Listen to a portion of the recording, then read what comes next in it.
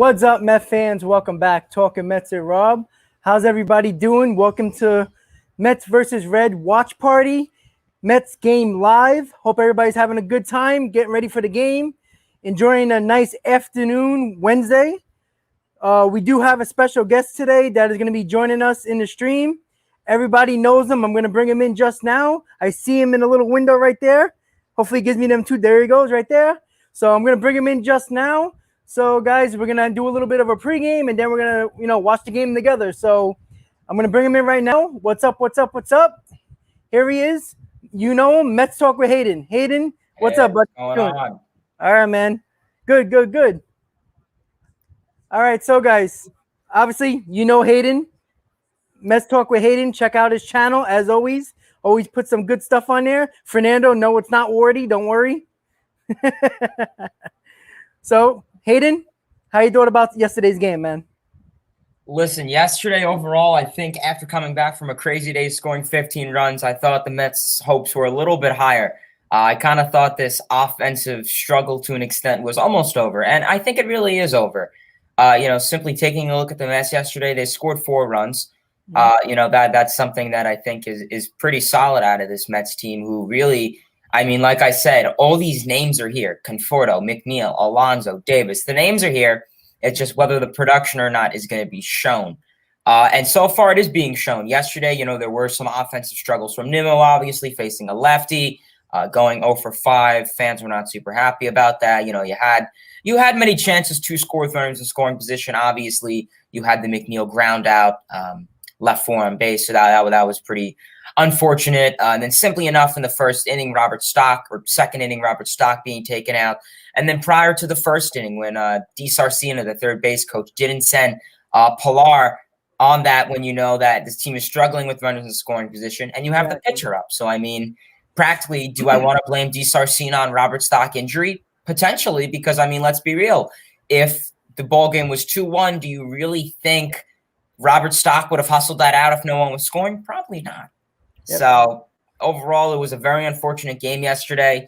I had some small light in the 9th inning when Amir Garrett came in. I did a little live stream, had some Cubs fans in saying how terrible Amir Garrett is. And, once Dom walked on, Amir Garrett had a little control issue. So I thought there was some hope. But sadly, Nimmo, McNeil, no one could really get it done. But I'm hoping today's a new day. We have Stroman on the bump. Yep. Not the best of starts since his last couple of weeks, but it's a new day, new series. Let's get something rolling.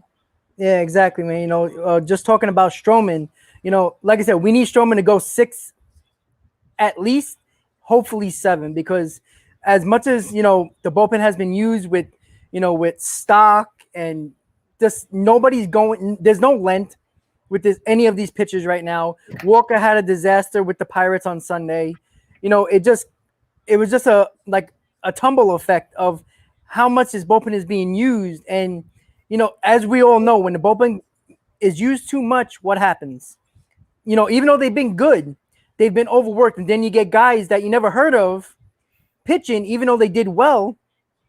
It causes a lot of issues because you just have to continue to use guys you don't probably trust and don't know how you're going to perform in a big spot. And then look what happens. And, with Stock coming out in the 2nd inning, it caused a problem. They didn't score a lot of runs. We understand that. The Mets had opportunities. As you said, with D. Sarcina, he should have sent them.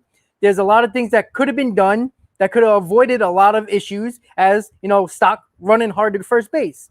Little things like that causes this team to, not score the runs that they should be scoring. We shouldn't be a 3.5 run a game team. We shouldn't be. We should be at least 4 or 5. We should be at least in the middle of the pack when it comes to runs scored, and we wouldn't have these issues. And we wouldn't have to worry about the pitching as it did in the first couple of months, carrying us to the finish line to a win. And the offense needs to keep on picking it up. We scored 15 runs the other night, but we only scored 3. And we had the opportunity in the 9th with Garrett walking Smith on 4 pitches. And then Nimmo struck out. He looked bad. Alonso struck out. He looked bad. And McNeil popped up to end the game. So there was a lot of things that could have been different about this team, especially yesterday. I felt like yesterday was like a freebie game because the way game one started and the way it ended and the Mets won, I felt like, if the Mets lost, okay, it wasn't too bad. But again, we could have gained the game on the Phillies because the Yankees took care of business for us. We could have gained the game, be 3.5 up in the division, and it sucks because I worry about this team long term because we don't know about DeGrom. Carrasco got lit up in AAA, and we have to rely on Taijuan Walker and Stroman, and both Taijuan Walker has been good, but Stroman has not ever since the whole crackdown on the spider tech and everything like that. I don't think he used it, but honestly, ever since the crackdown, Stroman has not pitched well. So this team needs to score runs. This team, with DiSarcina, I have to say something with him. He drives me nuts sometimes. There's a lot of times when you have to make the outfielder, the right fielder, center fielder, left fielder, make the perfect throw to get the guy out at the plate. Especially, you might not have the fastest runner, but force the issue a little bit. How many times is the outfielder gonna throw out the runner? It doesn't happen more often than not. You have to just force the issue. I want to see someone go second. If their guy's on second, bring him home. See what happens. He gets caught at the plate. All right, fine. At least you tried it. I'm so sick of waiting, holding guys up at third, and then we have to rely on a clutch hit, which, let's be honest, this team doesn't do much of in runners in scoring position. That's the biggest problem this team is having. Force the issue. I want to see more first to third on a base hit. We don't see enough of that. There's not a lot of speed in this lineup, so you have to force the issue a little bit. You know what? That one run could have got us to the ninth inning in a 4-4 tie instead of a 4-3 where we had to figure out a way to get that run home when we got that leadoff walk in the ninth. It's just simple things like that the Mets fail to do, and when we don't score enough runs and we have that one big run game where we have 15 runs, it doesn't happen more often than not. And I think this team needs to just force the issue, a little bit more hit and runs, maybe a couple of stolen bases here and there, force the issues with the third base coach, sending these guys more often than not. Out of 5 times you send a runner going home, he might get caught twice. So that's 3 runs right there. It just happens that we don't score runs with runners in scoring position enough for the coach to say, all right, hold up, we got the big bopper coming up, because there's no guarantee that he's going to get a hit. And it's been like that the whole entire year. So with today, hopefully we can get it together. We got Stroman on the mound. Like I said earlier, 6 or 7 innings we need from him. We need that. With the day off tomorrow, it just gives more of a bullpen, give some rest to the bullpen. And that's what I think needs to happen today. And no matter if Stroman's good or bad, I think he has to go 6 innings at the very least. And that's exactly what I think Stroman needs to do. I think the Mets can pull it out today, but in all honesty, I don't know what this offense is going to do. One day we score 15 runs, the next day we score 3. So what can we expect from this offense? Hayden, what do you think? Do you think we're going to score a lot of runs today, or we're just going to be in that middle ground? I mean, it's tough. I mean, we saw the lineup today, and guess who's back? Luis Rojas. And what is his first thing? He puts McNeil batting second. Yes. I immediately saw this lineup, and I said, well, we know Louis back today because there's no way the joust is it. Pete Alonso has been raking and falling at the second spot. This is just, why would you put McNeil second? I don't mind McNeil's. It's just, I don't mind McNeil. I mean, listen, I don't want McNeil batting 6th, 7th. That's absurd. But him batting second, that's Alonso's spot. If he batted him first, if he batted him third, maybe I wouldn't be as upset. But Alonso has clearly been raking in the second spot. We've been seeing nowadays, especially in 2021 and modern baseball, where your best RBI hitters are batting second. We've been seeing it. Nimmo gets a walk. Alonso hits a homer to drive 2 runs in. Sadly, we couldn't get that last night, but that obviously happened the night before. Yes. So overall, I'm not too thrilled with how the lineup is. Guillorme is in, obviously. Hopefully he can get his offense up some more. He's been starting to hit very well. He pulled the ball very well last night opposite. Yeah, he did. Hopefully he can get his defense down. Obviously, it won't be a Lindor defense, but you got to get something similar, because that's going to kill us all season if this is the issue. And then you have Nito behind the plate. Makes sense because you have Stroman on the bump. So hopefully Nito, he's starting to rake too offensively. We know Joust put him in back-to-back days because he was impressed with his hitting. So hopefully this team gets hot. I mean, like we said, we're facing a Reds team who has a 5.5 run differential in the MLB. So this is something that the Mets, if you want to compete, you got to beat this. You got to beat the Cincinnati Reds team, and you have Hoffman, who's a 4.5 ERA guy. So that should be something right there for the Mets team to hopefully Stroman could, like you said, go at least 6 innings, because I'm super concerned with this bullpen. Luke, everyone was upset Luke gave up that hit last night, but you've been using him nonstop. Name one other reliever besides Aaron Luke that you trust right now in the bullpen. Exactly. He has under a 1 ERA over the last 10 games. Exactly. Exactly. You have no one. I mean, Diaz, he's another story. Lugo, he's been off. Something's wrong with Lugo. Maybe Space Jam, the people came and took all of his goodness out of him and his spin, but just overall, I don't know what's going on with his bullpen. I mean, and the pitching staff. I don't want to say spider tack. I mean, don't get me wrong. I'm assuming guys like Miguel Castro, no doubt they use spider tack. Yeah. Edwin Diaz, we saw a spin rate. Coincidence? You don't have to be Sherlock Holmes to figure that out. Don't get me wrong. The batters, it's later in the season. Batters could be figuring these guys out. But it's kind of sucks because it's at the same time where MLB's banning this stuff. Is the dead ball back? I mean, you are in Great American Ballpark with Hitters Ballpark. Exactly. And the exit velo on these pitches. I mean, 100 miles per hour. I mean, Conforto's hitting well. Yesterday, Conforto hit 2 sharp balls. Yeah, that would have scored at least one run if that ball would have dropped. Yep. Oh yeah. Or I thought it was gone off the bat. It looked gone. Yeah, exactly. Like all the balls that were flying out yesterday or the last 2 days, and the Conforto ball didn't even go over. It was crazy. When he first hit it, I'm like, oh, that's gone. Yeah. And then Aquino, made that nice. It was a great catch, but I mean, it sucks. Sometimes you just gotta, it sucks because I feel like this team can score 5 runs a game, and sure. you know what? It's frustrating because you can go into when your team is hot and you have a good offense, you can say, all right, we're probably going to score 5 or 6 runs no matter who's pitching tonight. And then, every day we go into it like, wow, I don't like this lineup. Like you were saying with McNeil batting second. I don't like that at all. Alonso has been raking in the 2-hole. He's been comfortable there. This is the hottest he's been all year. Leave him in second. I understand with Nito, VR. I understand Guillaume, because of the Lindor injury. I get all that. But you could have put VR second, or if you wanted VR third, put McNeil 5th or 6th, something like that. But put in McNeil second, and he's right now with this lineup, he's one of the worst batters right now that is in this lineup at the moment. Everybody else is mostly hot. I think I saw a stat that McNeil is batting 345 in the last 10. Yeah. But when runners in scoring position, he's 1 for 15. You can't put him in a spot like that and expect him to get the runs in. Use Alonso, who is one of the hottest hitters in your lineup. Leave him 2, because you have a pretty good feeling with Nimmo leading off. He'll get on for Alonso. Alonso might hit a bomb, and then look at that. It's 2-0 already. We saw that in game 1. Right away, Alonso hits the 2-run homer. So I don't really like this lineup. The only thing I don't like in the lineup, which I agree with, is McNeil. And that's the thing that annoys me with Rojas. And, I don't care if it's the analytical team or whoever the hell decides these lineups.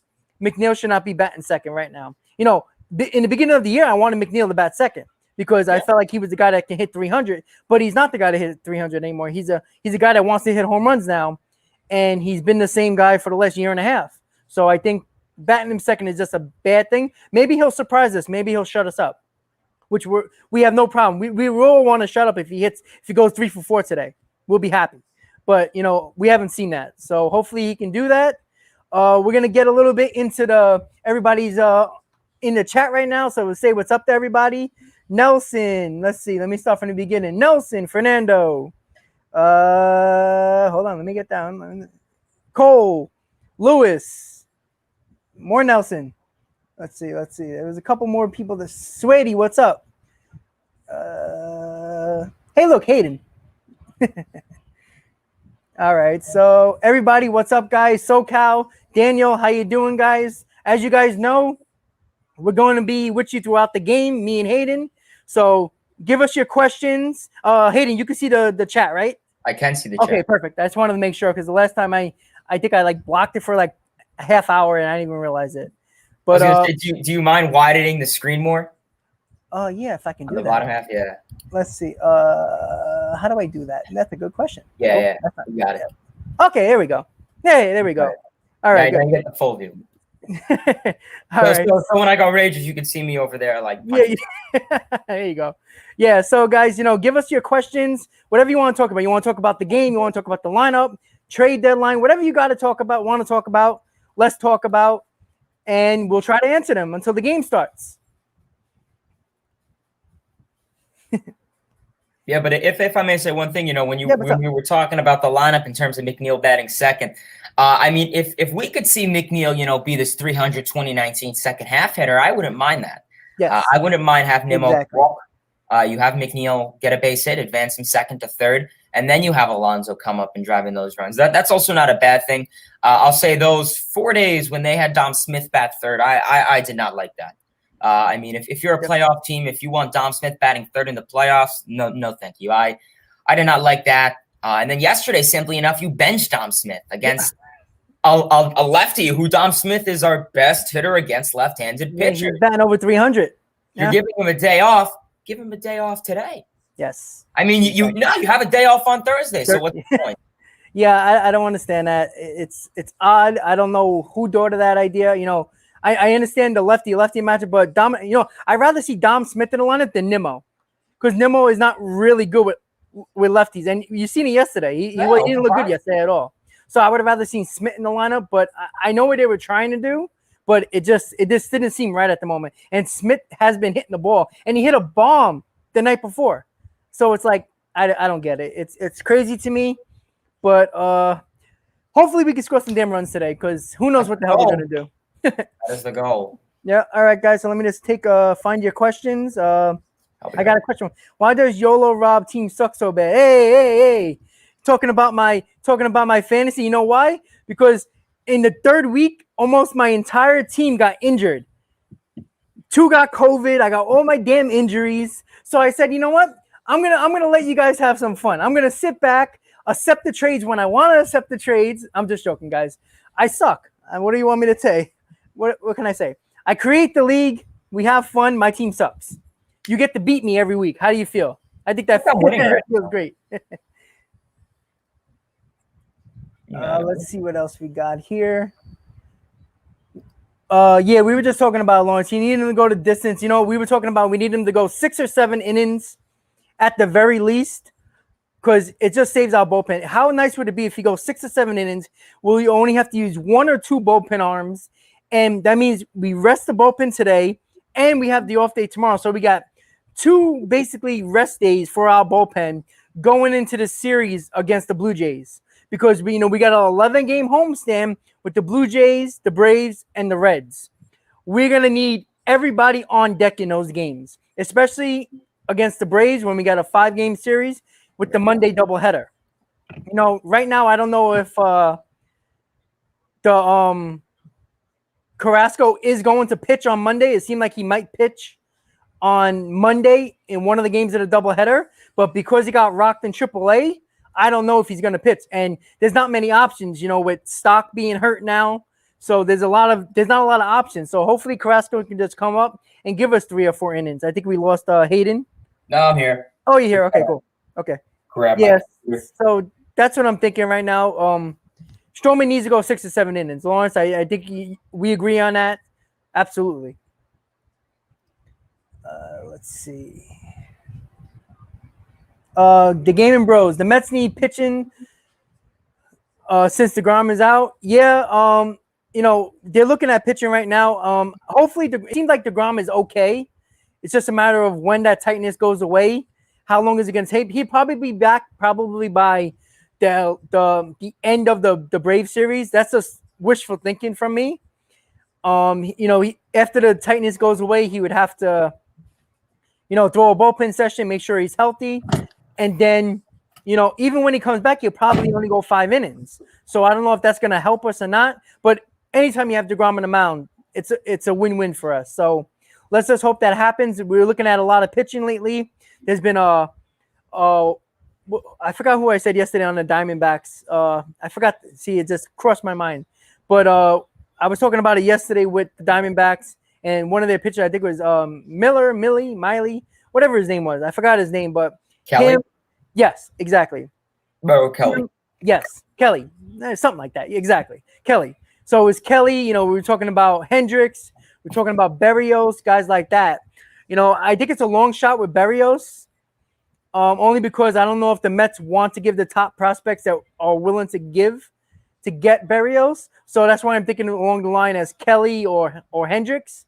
And obviously Hendricks can come along with Bryant as well. So, I want Bryant. I've been saying that from the offseason. I want Bryant.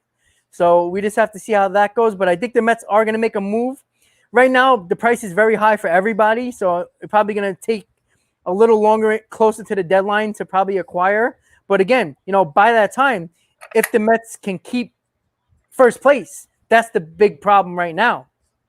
Because you only got Taijuan Walker and Stroman and McGill right now. So that's basically all you have. So you're relying on these guys to pitch you good games until Carrasco comes back, DeGrom comes back.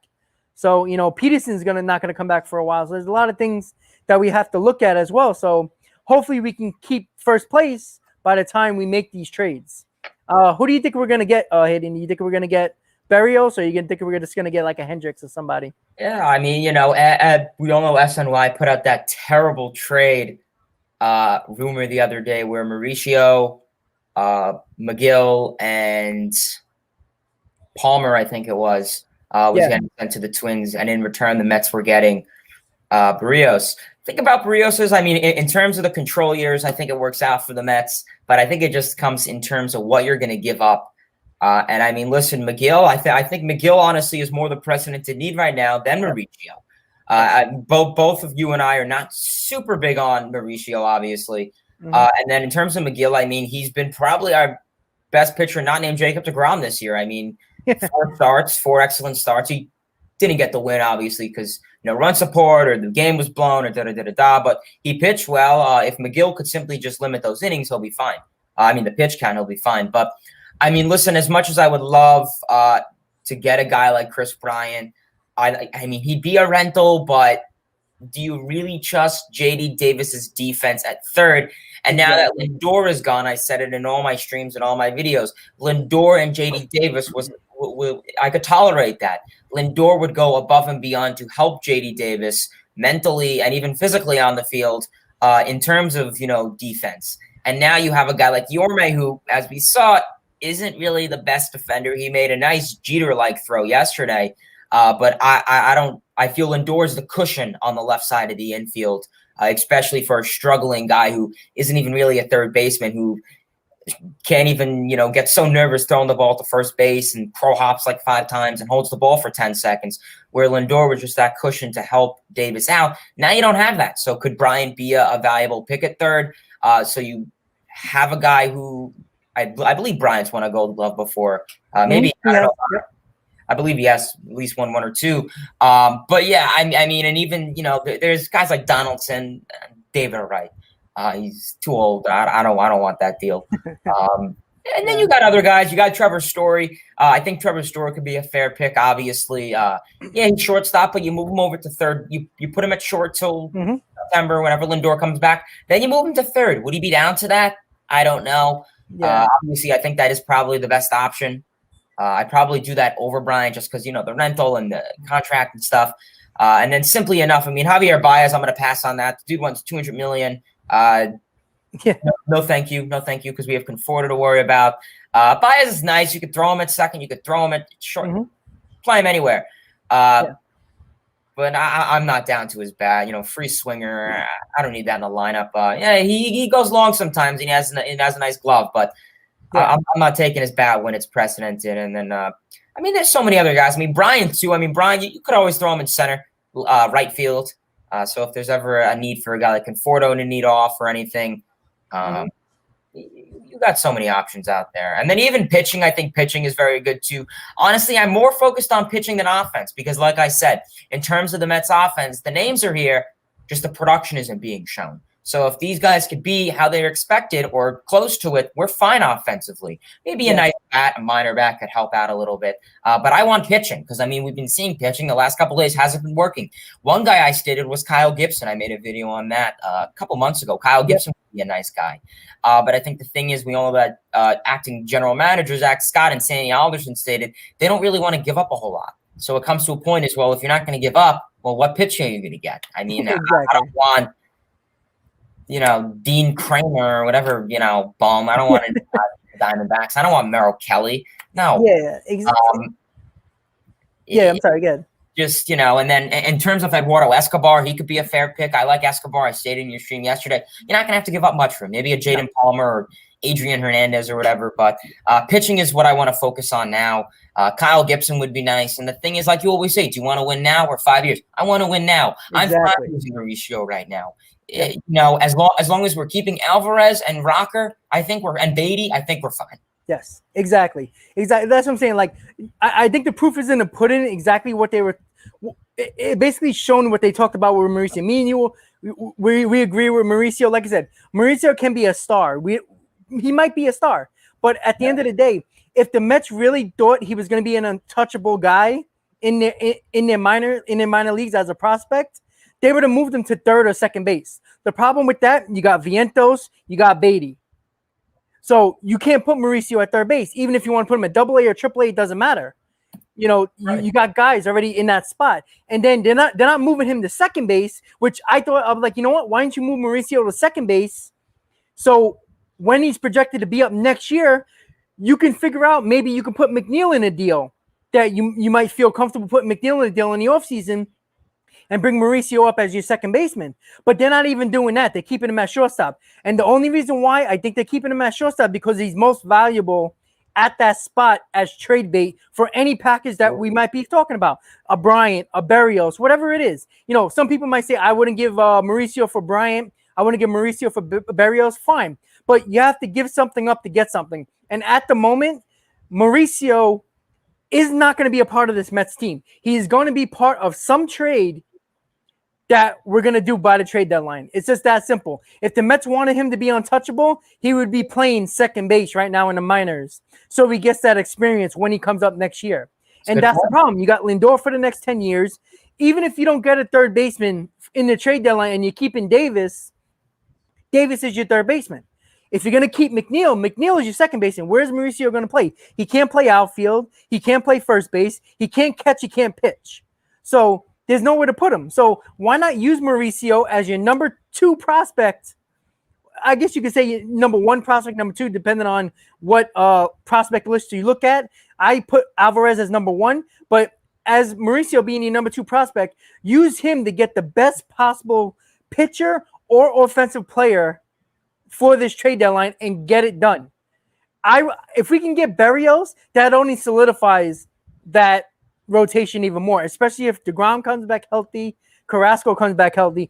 You have 4 guys, DeGrom, Carrasco, Stroman, and Walker, who nobody wants to face in an NLDS, in an NLCS or a World Series. That's just me. So I think use Mauricio because he is not going to help us this year or even in the next 2 years because there's nowhere to play him. So I think it's only right to put him in a package, use the asset you have to get exactly the player you want, no matter who Sandy Alderson or Zach Scott want. If it's Bryant, if it's Berrios, or somebody else that we haven't heard of yet, get it done. Bring in the all-star or the good pitcher that you want to bring in and use that to our advantage. It's about time that we have the money now with the owner, with Steve Cohen, and we have the assets to do so. I say get it done. Do what you have to do. Let's make a damn splash. I want to win now, just like you said, Hayden. I want to win now. I don't care about 5 years down the line because 5 years down the line, DeGrom's going to be 38 years old.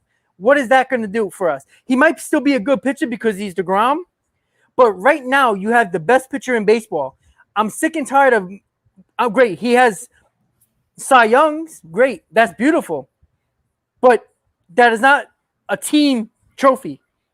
That is not what fans want overall. Yes, it's nice to cheer on Jacob deGrom and feel good about having the best pitcher in baseball every year. But when the best pitcher in baseball is watching the playoffs on TV and watching the World Series on TV, it means absolutely nothing. So you're wasting the dominant best years of his career if you don't do what you have to do to make the playoffs, as I think we can if we make this team better. Because right now, I don't think we can beat the Padres. I don't think we can beat the Dodgers, and probably not even the Giants. I think we could beat the Brewers, because at the moment, if the playoffs started today, we would be facing the Brewers in the NLDS.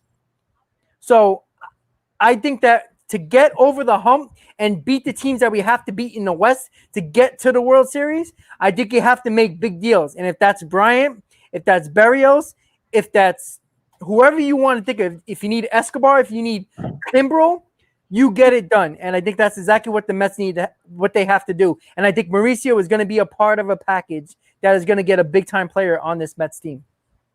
Yeah, I mean, this trade deadline is going to be really interesting. I mean, it's the first time, we're not going to be drafting, Todd Frazier and Robinson Chirinos and a player to be named, all that. It's a different era now. So I'm intrigued to see what Steve Cohen has in store. We saw the Met players, specifically Pete Alonso, react to it yesterday, and he said, whatever Steve Cohen does, whatever he does. I mean, in terms of Steve Cohen, I mean, he has to do something now. I mean, you have a rotation right now of Stroman, Carrasco, and McGill. Not Carrasco, Stroman, Walker, and McGill.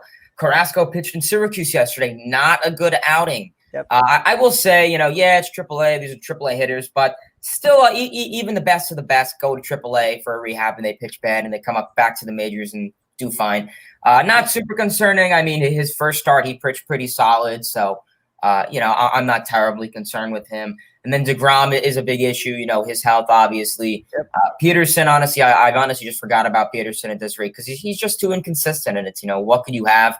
And then we lost Lucchesi, and it's, I'm glad we have all this depth. Imagine we didn't have, these Yamamoto guys who were even hurt. Our backup guys got hurt. So that really shows something that, something's wrong with this training staff. I think this whole training staff needs to be fired because, I understand 2020, shortened season, delays starts. Everyone's getting hurt, but not this bad. I mean, you can't tell me the Dodgers, the Braves, the Rangers, they're getting this bad. I mean, we had a point where we only have one guy on this team, knock on wood, who did not get hurt, and that is James McCann. Yep. I mean, everyone else got hurt. Dom Smith was out for 2 days. He wasn't on the IL, but still counted. I mean, it was bad. And I mean, it comes to a point where I think this whole training staff needs to be fired in terms of this health going ahead. And this pitching, I mean, the Mets are pretty well known for their pitching going into this year. And can they still keep it that way? I mean, I don't want Stroman and Walker to have a nice first half of the season and then kind of collapse in the second half. That would be really unfortunate. But like I said, I think the deadline is a big move. And I mean, like I said, a guy like Gibson or Barrios, I mean, it just comes up to what does Sandy Alderson and Zach Scott want to give up to get this guys? I mean, do they really want to win?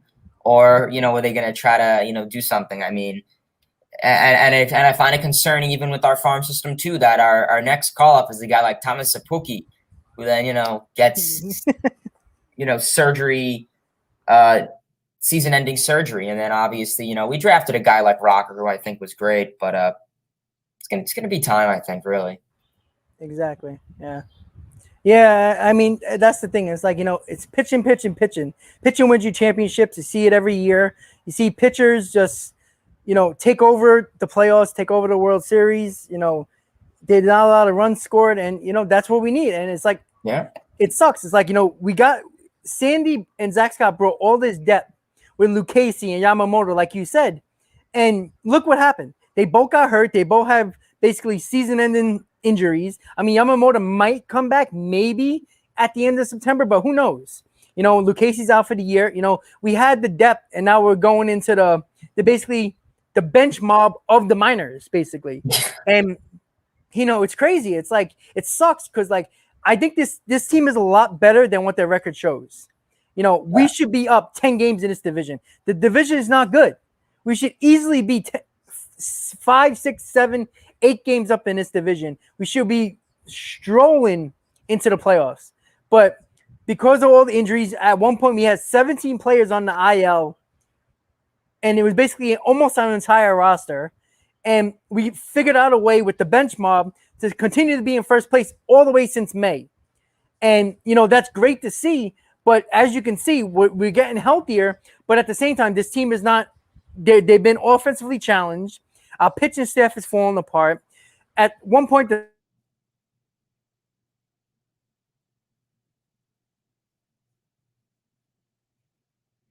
another issue that was going on,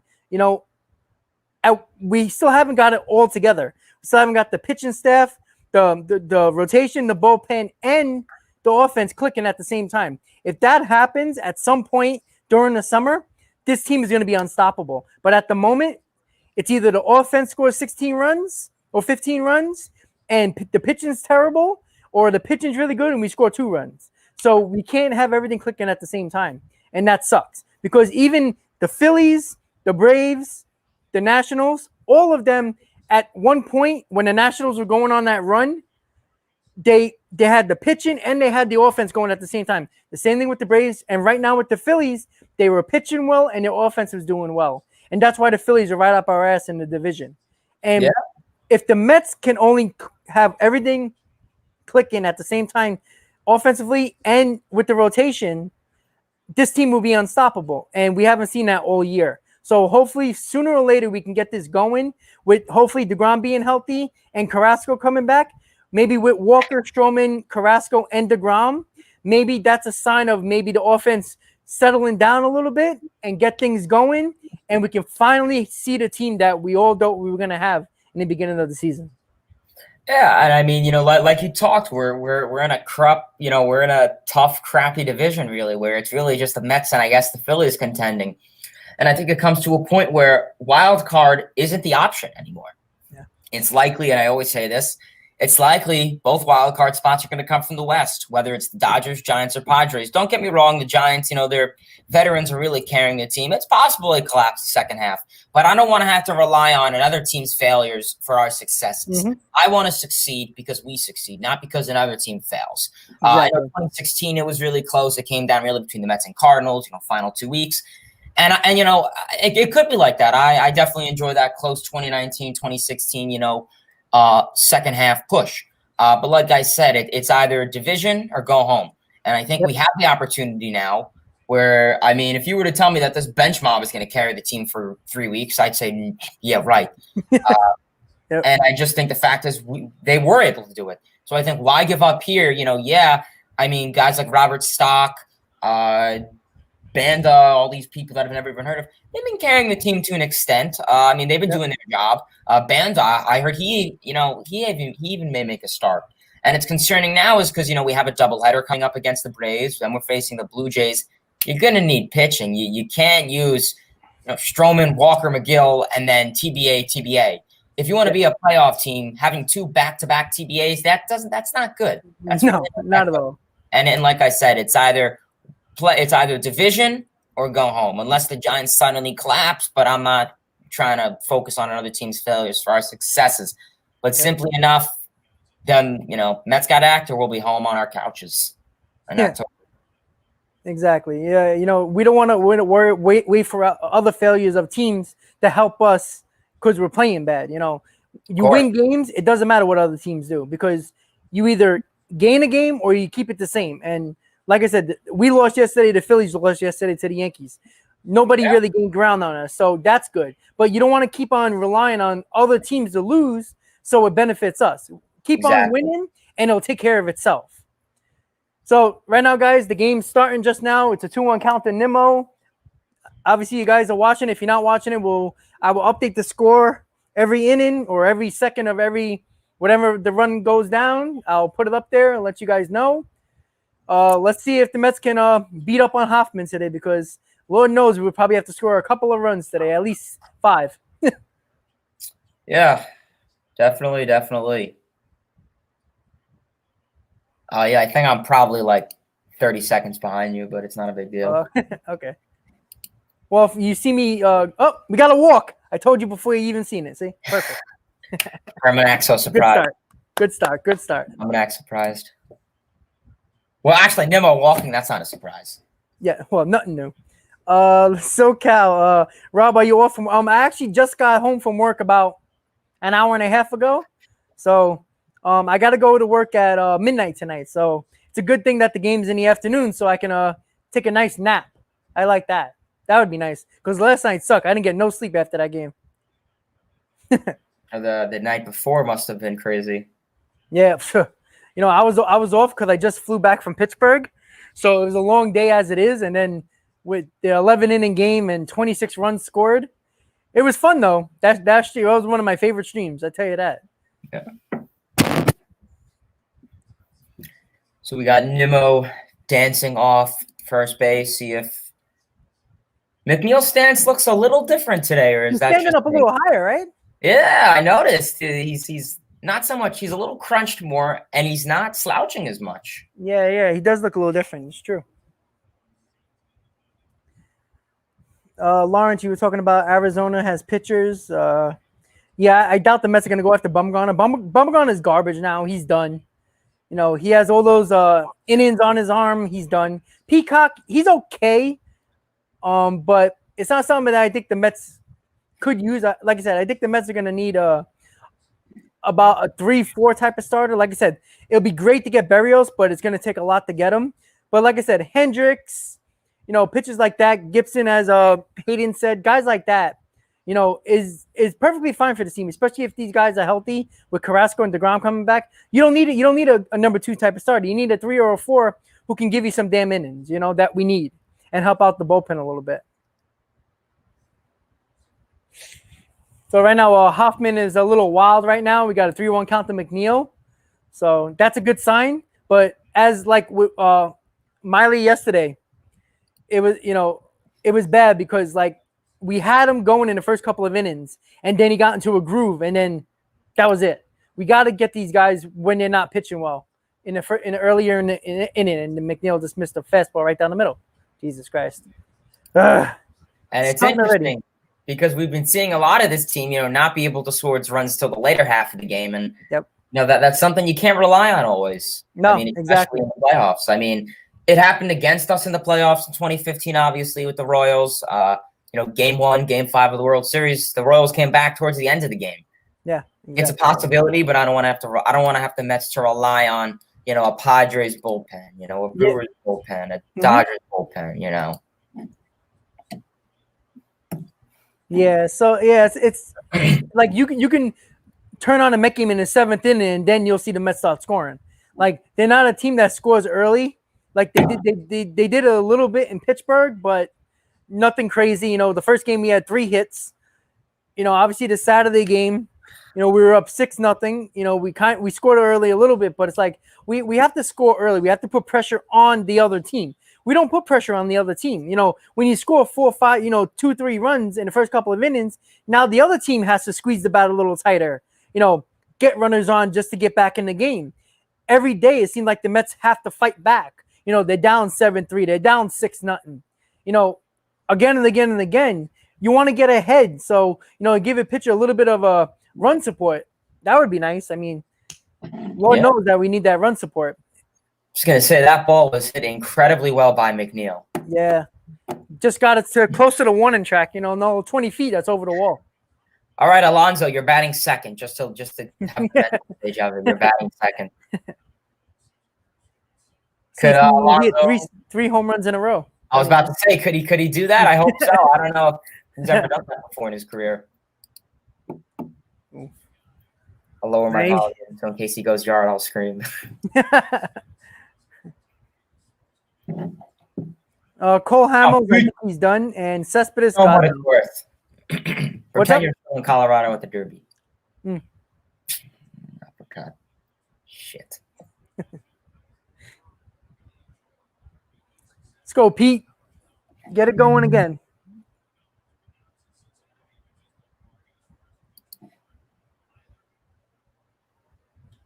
That don't look good. I know you're behind, but he just popped up. Shit. Well, it's going to look like a long game where we're probably not going to score until the 7th or the 8th. P, you just got on that. Fuck. Yeah, I just swung a second late on that. Yeah. Let's go, Dom.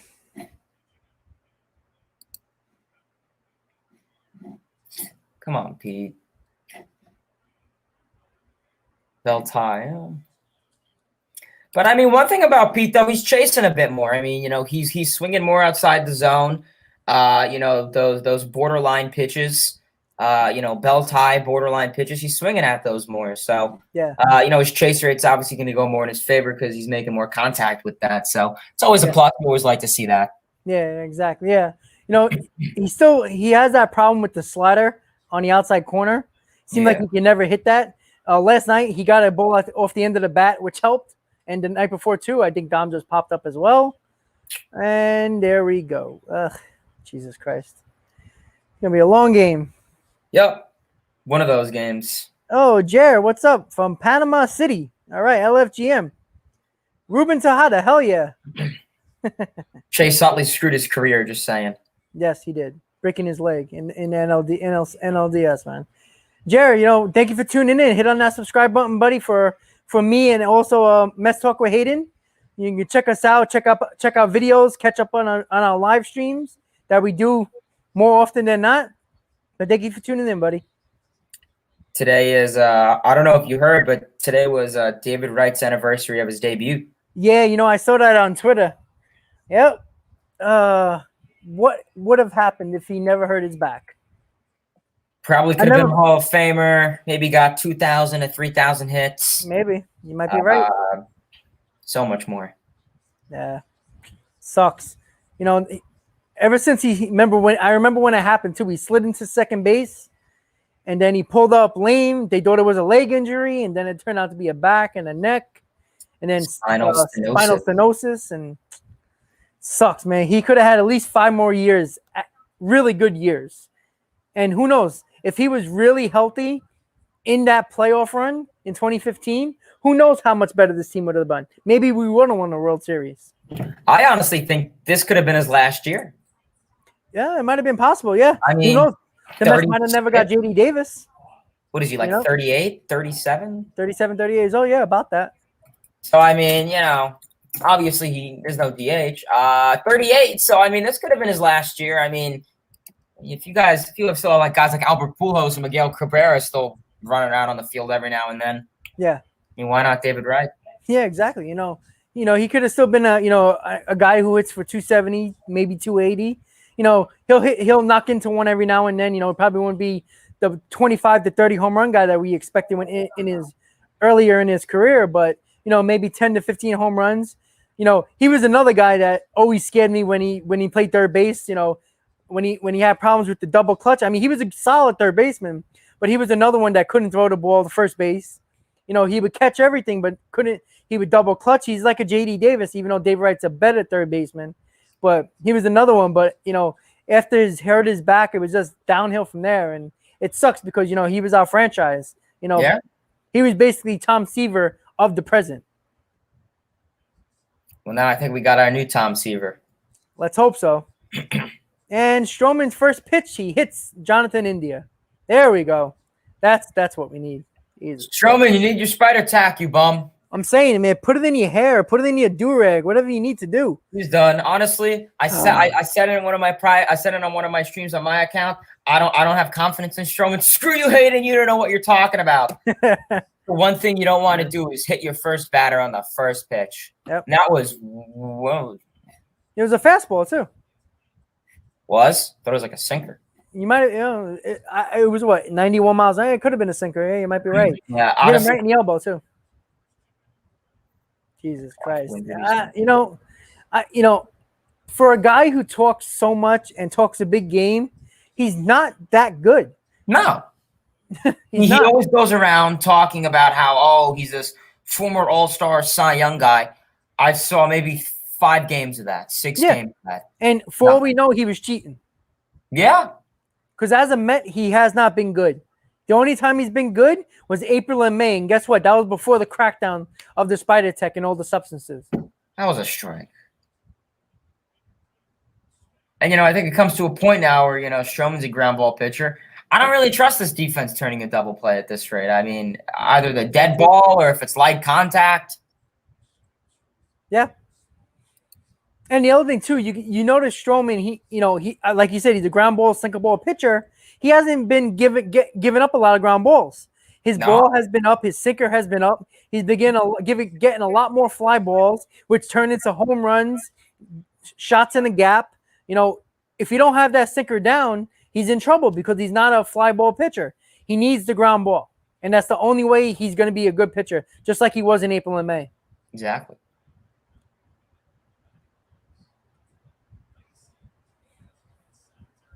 I don't know if he's getting on top of getting underneath the ball, and it's causing him to have the ball up in the strike zone more. I don't know if it's his mechanics. The first couple of games coming back from his grandmother's death, I gave him a little bit of a break. That's tough sometimes. He was close to his grandmother, but again, the sooner or later you are a professional. You got to get it together. All right, so you just got a ground ball right here. You might turn 2. Let's go. Got him, baby. That's what I'm talking about. Turn to 2, baby. You were just talking about it. Look at that. That's that Go Glow. My analogy is talk negative, and the outcome of what will happen. So, screw you, Stroman. You're the worst pitcher ever. That you suck. The hell were you, HGMH apparel? That was good. Good. That was nice. Good knowledge by Stroman. Turn that. Good way for Guillaume. I was a little worried because they were in the shift, so I was worried that they didn't know who was gonna cover second. But Guillaume got there. No problem, and drew the guy out at first, so that's great. Shifts killed us, because VR would have not been able to cover that. So yeah, I didn't think so. Yeah, the shift's been killing us a lot lately, though. Yep. Yeah. Light hitting balls going right in through the infield. Yeah. Yep. Now if obviously guys like Alonso could beat the shift, which he's starting, Conforto beats the shift a lot. Conforto goes opposite field. Yep.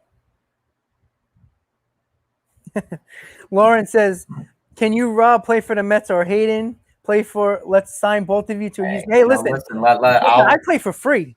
To be honest, give me the jersey, give me free food. I'll be happy. Give me a nice hotel room. I'll be good. High school athlete can confirm. Let's go. Let's go. I'll play third base.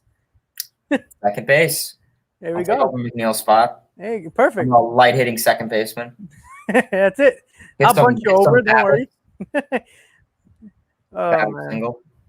Let's see. Who was saying? Lawrence. Donnie. Alonso is pretty good. Only thing about Alonso is that he has either freaks out or hits a home run. He gets very anxious. You notice when he's trying for a home run, it's either going to be a strikeout or he's going to hit one 450 feet. He hasn't really. I always saw Alonso as a 270 hitter, which is pretty damn good. But Neo, that's a frame you got it. That was a nice frame right there. That was a great pitch on the corner. But Alonso's getting better. He's hitting the ball well. He's been getting hard contact, a lot of base hits lately. Some BABIP with Alonso. I just think it's we're used to him hitting like 50 home runs a season, which 19. Yeah, 19. That's good. Just something we're not accustomed to, but we all expected not for Alonso to hit 53. I still expect him to at least go for 40, and I think it's doable. It still is. Yeah, absolutely. He just got out of the inning. That's good.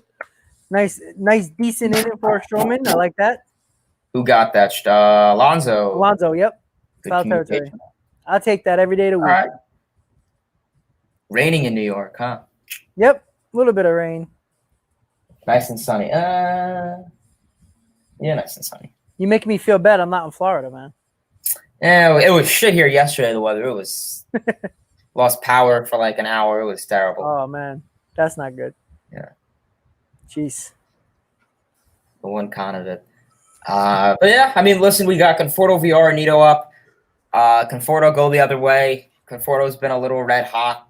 Yep, absolutely. And even when he's not getting hits, he's still working the count. He's still having good at bats. He's still fouling off the ball as well. So, yep.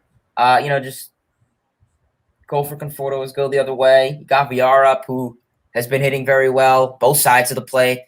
Yep. And then you got Nito, who apparently, according to Joust, he's been hitting well. So yeah. And yeah, I really like Nito. Like I said, Nito doesn't swing for the fences.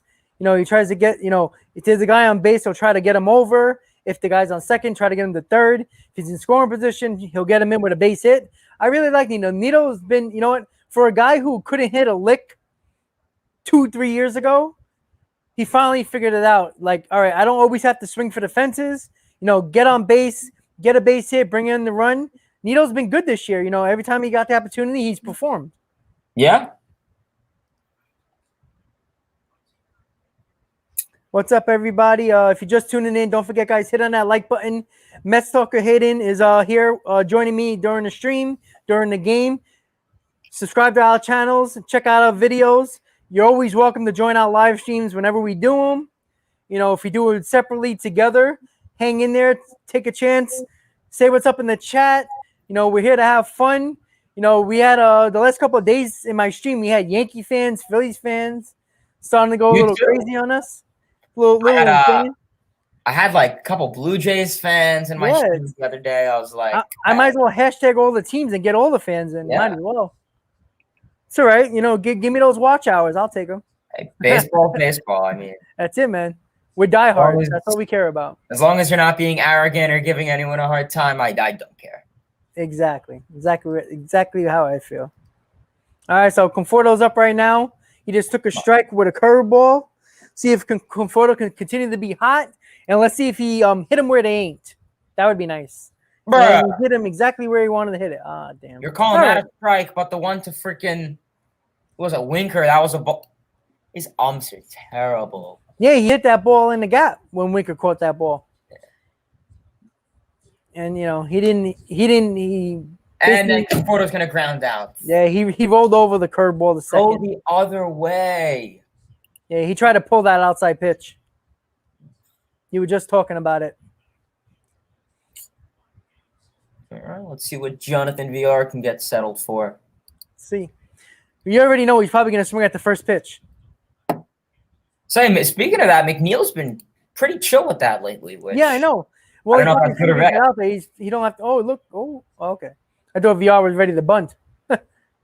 Yeah, you don't want to bunt when there's no one on, and you know what? VR is weird. Like he looks like he's not like thin, so he doesn't look fast. But but he's one of the fastest guys on this team.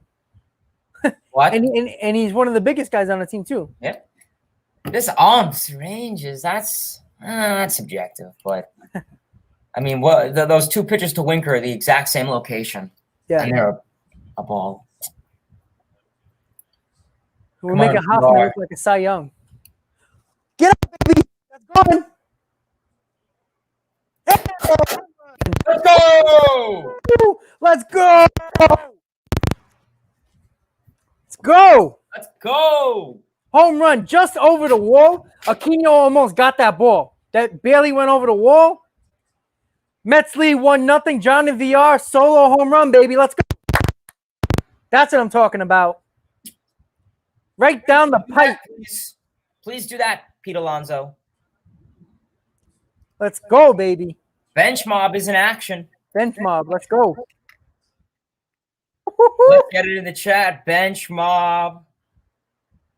Go. Bench mob. Bench mob.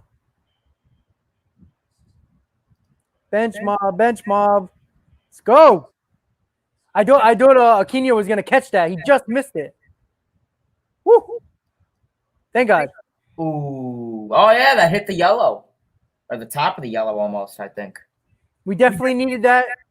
Get the run home. I'm sorry. I got a little feedback going on, I think. Sorry about that.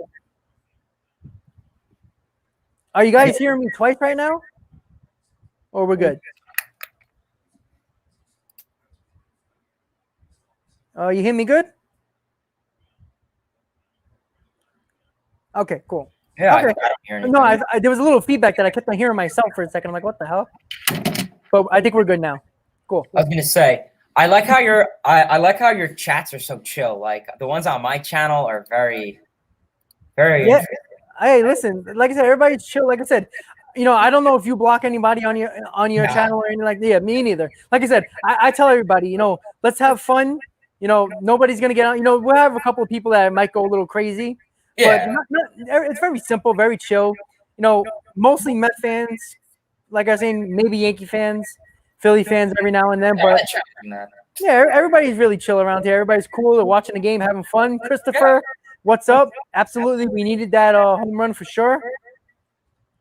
I was gonna say you people need to come to my live streams to stabilize and normalize That's it, everything. Please, Lawrence, Christopher, please. Go, man. Subscribe to his channel, man. Yo, he got some good stuff. But listen, sometimes I join his stream. He usually has a group stream sometimes with other channels as well, which is pretty cool. You know, he does some good videos. He knows what he's talking about. Trust me. We got some new people coming in. Christopher, Iceman, what's up, guys? How you doing? VR, big shot to right field. That's what I like to see. Just got over the wall. Gave us that 1-0 lead.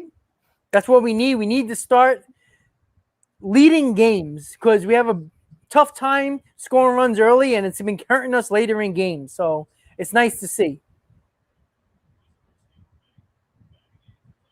Yeah, Lawrence, the game might be the Yankees-Phillies game might get rained out. They'll probably try to play it because you know, the Phillies don't play the Yankees again at Yankee Stadium, so they probably try the best they can to get that game in. But either way, as long as the Mets win, it really doesn't matter what the Phillies do. So, you know, obviously you want them to lose, but like I said, if we take care of business, win the game, we'll be fine. The Gaming Bros, yes, I know you're a Cardinals fans, but that's okay. You're supporting our channel. You're supporting baseball. That's what we care about, man. So we'll see. Hopefully, Guillorme can get on. So if Stroman gets out, you could start the third inning. If you want to get rid of that pitcher spot. Order. Yeah. Worst case scenario, get rid of that pitcher spot. Always what I like for. Yep. All right, you got a base hit. There we go. We just got rid of the pitcher spot, baby. That's what I'm talking about. That's what I like to see. Just simple things like that. Turns over the lineup. If Stroman gets out, at least you know you got the top of the order coming back in the top of the third. It turns over the lineup. It's just little things that this team doesn't do enough of. That is nice to see, and it only helps us to the next inning.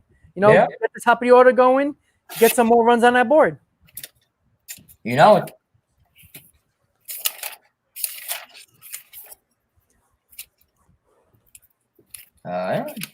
Good hit in the gap. No one was there. Always works out. Yep, always. Thank God for the shift. I think the second base was put a little over to the right of second base. Yes. So there was a big hole between short and second. So India is the reincarnation of the young. Yeah. Look at Stroman up at the plate. Let's see. Has he ever home run in his career? I think he has one. Maybe. I don't think he's going to swing, though. He looked like he's just taking the two fastballs right down the middle. So he's just going to stand there. So it's probably going to be the end of the inning just now, unless he surprises us. Yeah, but like I said, at least we got Nimmo, McNeil, Alonso. Exactly. All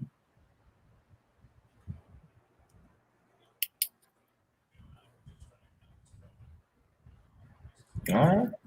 Ball.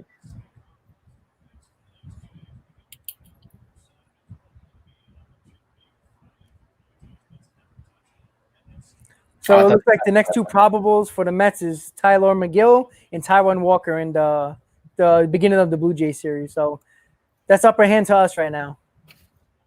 Yeah. I mean, Walker's been, coming off a terrible, interesting start. Yeah, I think he's going to bounce back big, though. I think Taijuan Walker was pissed off. I think he's going to come back strong. 6-7 innings, 1-run baseball. I think that's exactly what he's going to give us. Good eye, Stroman. Good eye. I mean, full count, baby. Swinging at anything. Stroman looking like an all-star hitter out there. I was gonna say, can you just strike out here? Because I mean, if Miller gets on and then McNeil strikes out, I mean, just.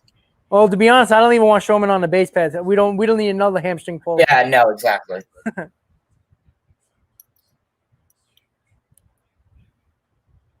Unless Nimmo can get something done, then I'll take it. But Stroman swung, but it is a pop up to right field, and that is the inning. So we're going to the bottom of the second.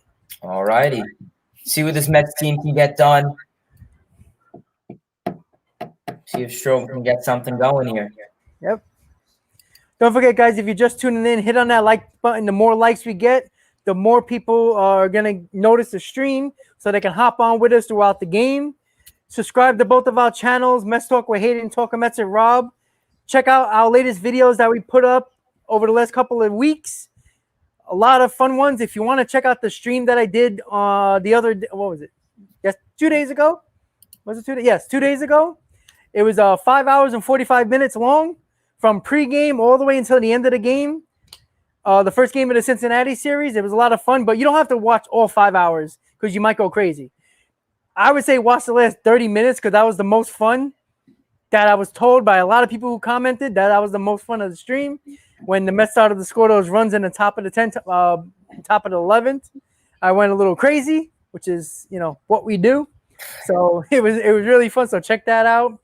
So hopefully you guys enjoy. If you're new to the channel, don't forget to subscribe so you can get all the notifications when we post our videos and when we go live. So you can interact with us in the comments under our videos or in the chat like we're doing right here, right now. Yeah, I was a little upset, or I think a little a different word, but I was very unhappy with the results of Diaz. Yeah, when Winker came up, I was like, he's gonna tie the game. Like, Diaz didn't have it; he was wild, and of course, he was gonna give Winker a lollipop to throw, to hit the ball to left field to get the tie and run home. Absolutely. Well, that rain's coming down. I don't know if you guys can hear the thunder, but through my microphone. But that thunder just scared the shit out of me. Actually, that was a loud one. We don't get those thunderstorms. We don't get them storms like in Florida. Like it's raining on one side and across the street it's sunny. We don't get that around here. You already know about that. Pretty much comes up Florida. So they're showing right now. DeGrom's at Citi Field this morning. He's throwing, not on the mound. He's just just lobbing the ball. So that's a good sign. So that's nice to see that DeGrom's actually throwing. Hopefully he don't have no pain or tightness. That's all we could ask for. That's all we can ask for. Excuse me.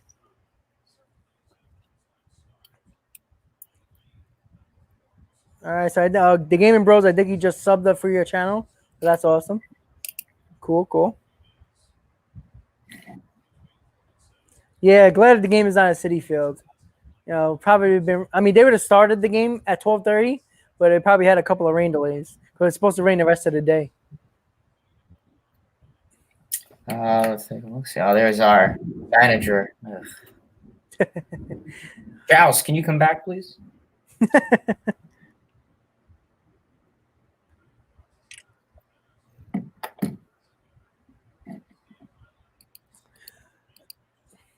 Stroman's looking good. He's looking sharp. His sinker's looking sharp. Yeah. He's keeping the ball down. That's what we like to see. I mean, keeping the ball down, Votto is a little scary because he can definitely take one over the wall. But Stroman keeping the ball down is key to his success, as we were talking about. And like I said, we need him to go 6 and 7 innings to help the bullpen. Once again, nice sinker down. So I like to see.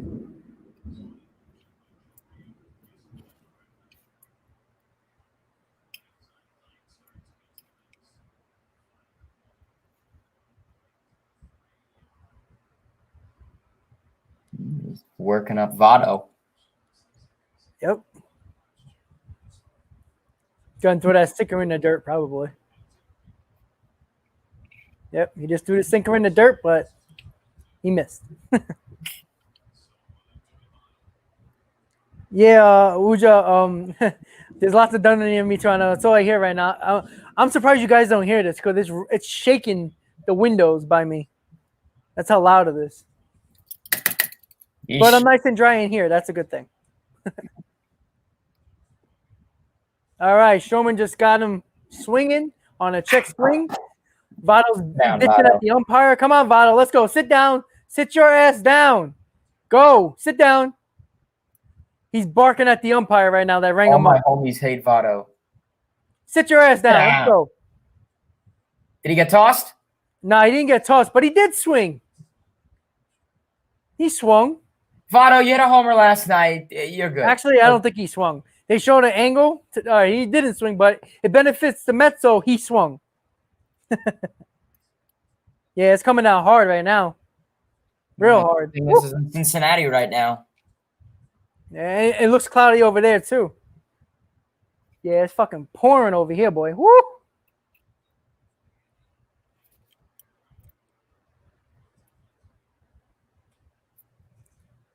I think Stroman's very sharp today, man. He got that sinker nice and low in the zone, exactly where he needs it, exactly where he wants it. So that's a good sign. Yeah, hopefully Stroman can get through. 6 innings would be nice. Get his confidence back. Listen, if he gives up a couple hits a run, it's not the end of the world, obviously, but you would like Stroman to try to get a nice clean start under his belt, especially coming off, the last 4 or 5 starts. That were not. All right, so we just got wink of the ground now to Alonso. Alonso to Stroman. So we got a 3-1, 2 outs, bottom 2. That's what we like to see, nice and easy. A lot of ground balls. That's what we want. Yes, Stroman hitting ground balls. That's a great sign. I know I keep on repeating myself. Good by Stroman. That's it. Stroman had to get over there. He got over there easily. Like I said, Stroman knows what he's doing. He's a good defensive pitcher. He gets over to first base. Alonso would have never got there in time, so it was a big deal. Every time the balls hit to the right side, you always expect the pitcher to gun it to first base. That's a little bit of PC. Pitcher fielding practice, PFP. That's exactly what you need to do. Perfect from Stroman. Again, Stroman keeping the ball down, exactly what he's doing. Getting the ground balls. He gets the ground balls. I tell you right now, he's gonna go 6 and 7 innings. The Stroh Show, obviously born in Long Island, Medford. Yeah, I mean, listen, his pitch count's pretty good. If he can get out of here, maybe 20 pitches, 21 pitches. I think he got like 16 right now. He's at 20 right now. Yeah, he's about to throw his 20th for me. Yep. So hopefully he can keep that pitch count low. Yep. Try to get Suarez over here. All right, good. Knee-high strike. Let's go, Stroh. Get out of this inning. Get you out under 25 pitches from 2 innings. That's what we like to see. All right. 2-2 count.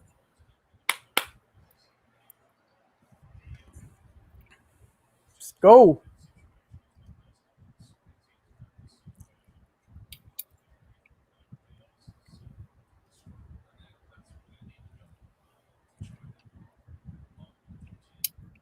It's funny. During the offseason, I talked about Eugenio Suarez as a trade package to come back to the Mets, and he's batting 175. He has what 18 home runs and I think 53 RBIs, but batting 170, man, that would have been a bad pickup. I think so, yeah. He had a really good year in 2019 and decent year in 2020, so I thought he would be good, but he's batting 170. That's sad. Oh, what a pitch by Stroman. It wasn't a great pitch, but he got the call. Strike 3. Going to the top of the 3rd, baby. That's all we could ask for. That's it. Mets lead 1-0 going into the top of the 3rd. Right down the middle. That's it. To retire Suarez. So the Mets will have the top of the order coming up. That Met fan looks very happy at Great American Ballpark. That whole water bottle in his mouth. Yet does he's on TV. Lauren said, Indians are trading. Can we get back our prospect we traded for Lindor? I mean, honestly, we gave up Jimenez, who's not even on the Indians roster. He's in the minors. Rosario's been okay, but he hasn't been great. So we didn't really give up much, to be honest. Like, I don't know how much better Rosario or Jimenez would be doing than Lindor. Lindor's a better defensive player, maybe. But, again, I mean, Jimenez showed some flashes last year with us, but he's in the minors right now for the Cleveland Indians. And Rosario's been okay. So, I mean, Lindor hasn't been the all-star we expect, the $340 million man. But at the end of the day, I think Lindor's going to be fine with this team. I don't think giving up the guys that we gave up is going to be that big of a deal. we just have to support Lindor and hope he can do what he has to do when he gets back healthy. Yeah, I mean, listen, we have another 10, Lindor's contract starts next year. We'll have him locked up for literally a decade. Yep. There's plenty more to come with him. Hopefully Carrasco could definitely be in, show that he was worth something in this trade too. Yep, exactly. It definitely sucks. I mean, I kind of liked Jimenez, to be honest with you. I don't know why. Like, so many Met fans just liked him. Oh, yeah, you know what it is? Because he was great defensively. He was a gritty guy. He had good at-bats. Yeah. I was a little shocked that they gave up both shortstops in that Lindor-Carrasco trade. But you know what? You got to take it. You got to give up to get something. So, but then it was obvious that they were trying to work, because that's why the Mets – because when the Mets wanted to have Rosario play outfield, I was like, okay, they're probably going to trade him because, I mean, he's not taking over Nimmo. He's not taking over Conforto unless he's going to play left field and take over Dom, but I don't really see that happening. I knew he was going to get traded for something. And then there was, the social media stuff that always happens. Yeah, exactly. So we got 20 viewers right now. What's up, guys? Say what's up in the chat. If you haven't said anything yet, say something. Say what's up. What's on your mind? Don't be shy. If you haven't subscribed to Mets Talk with Hayden or Talking Mets and Rob, please subscribe to our channels. Make sure you hit that bell as well so you get the notifications that you want when we post our videos and when we go live, guys. We really appreciate the support. We always have fun on our live streams during the games. Check out our latest videos about the rumors that the Mets are having with third base with Brian, Berrios, Donaldson, Eduardo, I'm sorry, I just went on a blank there, but everybody that we're looking for the trade deadline, who you think we're going to get, the videos are up there. Check those out on our channels and say what's up in the comments, guys. Don't be shy. We're all here to have fun, talk baseball, talk Mets, talk whatever you want. We're here for the next couple of hours. So hopefully you guys stick around with us, and hopefully we get that Mets W, baby. That's all we could ask for.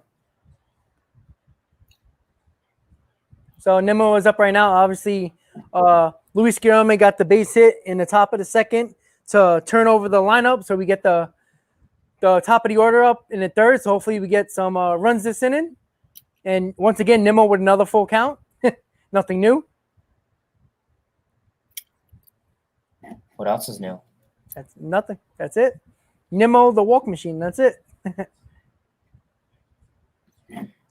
Come on, Nims. All right. Full count. So, yep, Christopher. Hopefully, I think the Mets are going to win this game too, but, we need more runs. Yes. With a 1-run lead, I could just sense something going wrong. Yeah, all right. Nimmo just got a base hit to the opposite side. He hit it against the shift, which is lovely. Right past Good hit. Third baseman who was playing shortstop. That was a nice sharp hit. If there was no shift, that would have been a ground ball to the shortstop. But we like the shift sometimes. When it benefits the sharp hit. Good hit by Nimmo. Yeah, you know what he was doing. The ball was on the outside corner. He just took it the other way. That's all he has to do. It would be nice if McNeil does that. Because they are shifting McNeil too.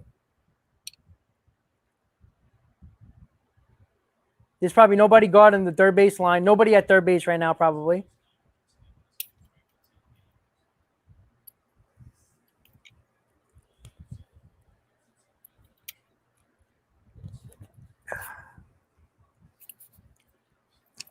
I'm about to order some pizza. Hey, that always works well. Can't go wrong with some pizza, especially in New York. Nah, never. I had that Florida pizza, man. They try, but it's not I do have Giordano's. Those are good. They're good. As a native New Yorker, the Florida pizza's all right. Don't get me wrong, there's some places down here that I go to, and I'm like, the chicken parm is, Okay. You can easily mess up chicken parm for sure. No, there's some places the chicken parm's pretty good. Mm-hmm. The pizza's pretty good. I'd say down here it's a lot of good Mexican food. Sushi's pretty good down here. Mm-hmm. Yeah, when I was up there in Tampa, I had Giordano's, which is a very popular spot. Yes. Those are really good. I had the deep dish. I like the deep dish pizza, which is pretty good. Detroit style. Yep. Mm-hmm. All right. Good eye, McNeil. Keep at it. Keep at it. Oh, McNeil just turned on one. Ah, he was out in front of that one. That should have been gone. Shit. All right. Well, we tried. Maybe he can straighten that ball out and get that 2-run homer. Oh, the foul ball. Yep. All right, Gaming Bros. We'll be here for the next couple of hours, so just come back when you're ready. Give this stream a like, comment, subscribe to Talkin' Mets with Rob and Mets Talk with Hayden. Hopefully you guys know me well, the person who rages very well. Rob's seen my rages, and I have to show him more of them. Yeah, pretty interesting rages. McNeil just got a base hit between first and second, baby. That's what first and second, nobody out with Big Meat Pete. Let's go. I'm gonna shut off my volume for Alonso. Here we There it goes. There it goes. Let's go, Pete.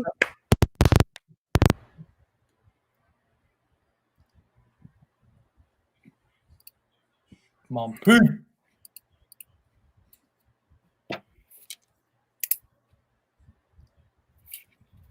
What's up, Ryan? How you doing, buddy?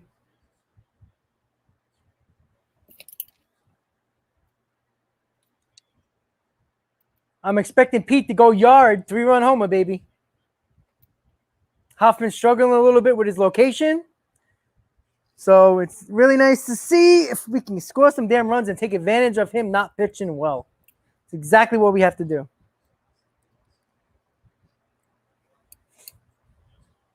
Good eye, Pete. Good eye. Good way to lay that one off, my boy. Ball and dirt. Was that a changeup? Ryan, you can tell him yourself. He sees the chat. Don't worry. Hayden, Ryan says, what's up?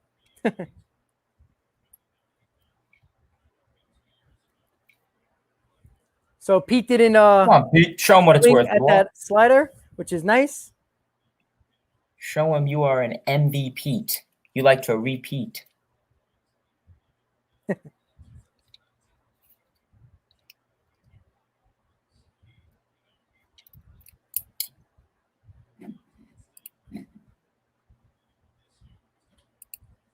Yeah, Pete just got a base hit. We got bases loaded, baby. There we go. That's what I'm talking about. Bases loaded, nobody out with the Dominic Smith up, baby. Let's go. Get it done. Oh, base hit! Score! Score! Nimmo's gonna go! I don't think he was going to send them there. He hit it too hard. Brick to D. Sarcina's head. Like, send him!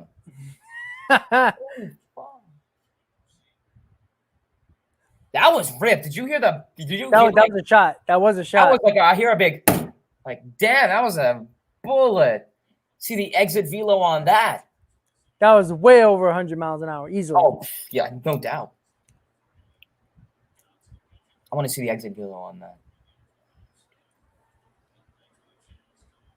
I think I saw 103 points. No, that's got to be more than that. Let's see. 104.7? Yeesh. Woohoo. All right, Dom, let's go, baby. Bring him in. Let's go. go. Dom bomb. A nice Dom salami. I'll take it.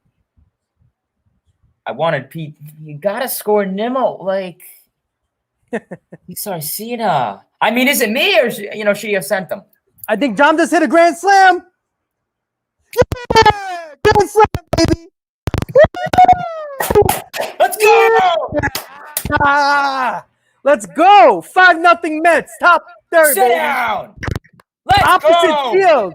Oppo Taco, baby. Let's go. Let's go. Let's go. Let's go. Yeah. That's what I'm talking about. Wait, was that his first Grand Slam? Might be his first Grand Slam. I don't got the volume up on the TV, but maybe. I was kind of hoping like Conforto would get the grand slam to like boost back his confidence, but we called it. We called it. damn, I wanted Pete to go yard. Oh, that was a hanger. That was a hanger for Dom. He didn't worry about pulling that ball. He just took it the other way. And if you get that ball up in the air in Great American Ballpark, that ball's going out. That's exactly what happened there. Woo! Let's go, baby. 5-0 Mets in the top of the third. Let me change that score. I like that. I like that. Woo! That's what I'm talking about. Now, what is Conforto? And yeah, damn, why'd you have to ruin that? Woo-hoo. That's the runs we need, baby. Yes, sir. We got the runs. Now all we need is Stroman to go 6 or 7, maybe further. Hey, you know, I'm down to some more bench mob action here. Let's go. I'll take it. You know, if only that's why you play Dom Smith. Imagine what Smith could have done last Dom night. Smith. Just saying. Yep, that's it. Should have played him against the lefty. Who knows what would have happened? Mets are finally scoring runs early on, giving their team the lead, giving a little bit of wiggle room for the pitcher. It's perfect. Ron Dolan just said it. He said, if that was Citi Field, that would have been a pop-up to the left field. But we're in Great American Ballpark. Who gives a shit? Wait. What do they call Great American band sandbox? Great American Bandbox? Yeah. Like when he first hit it, I thought it was a pop-up, maybe to the warning track. Yeah, me too. Like it barely went over the wall, but it got there.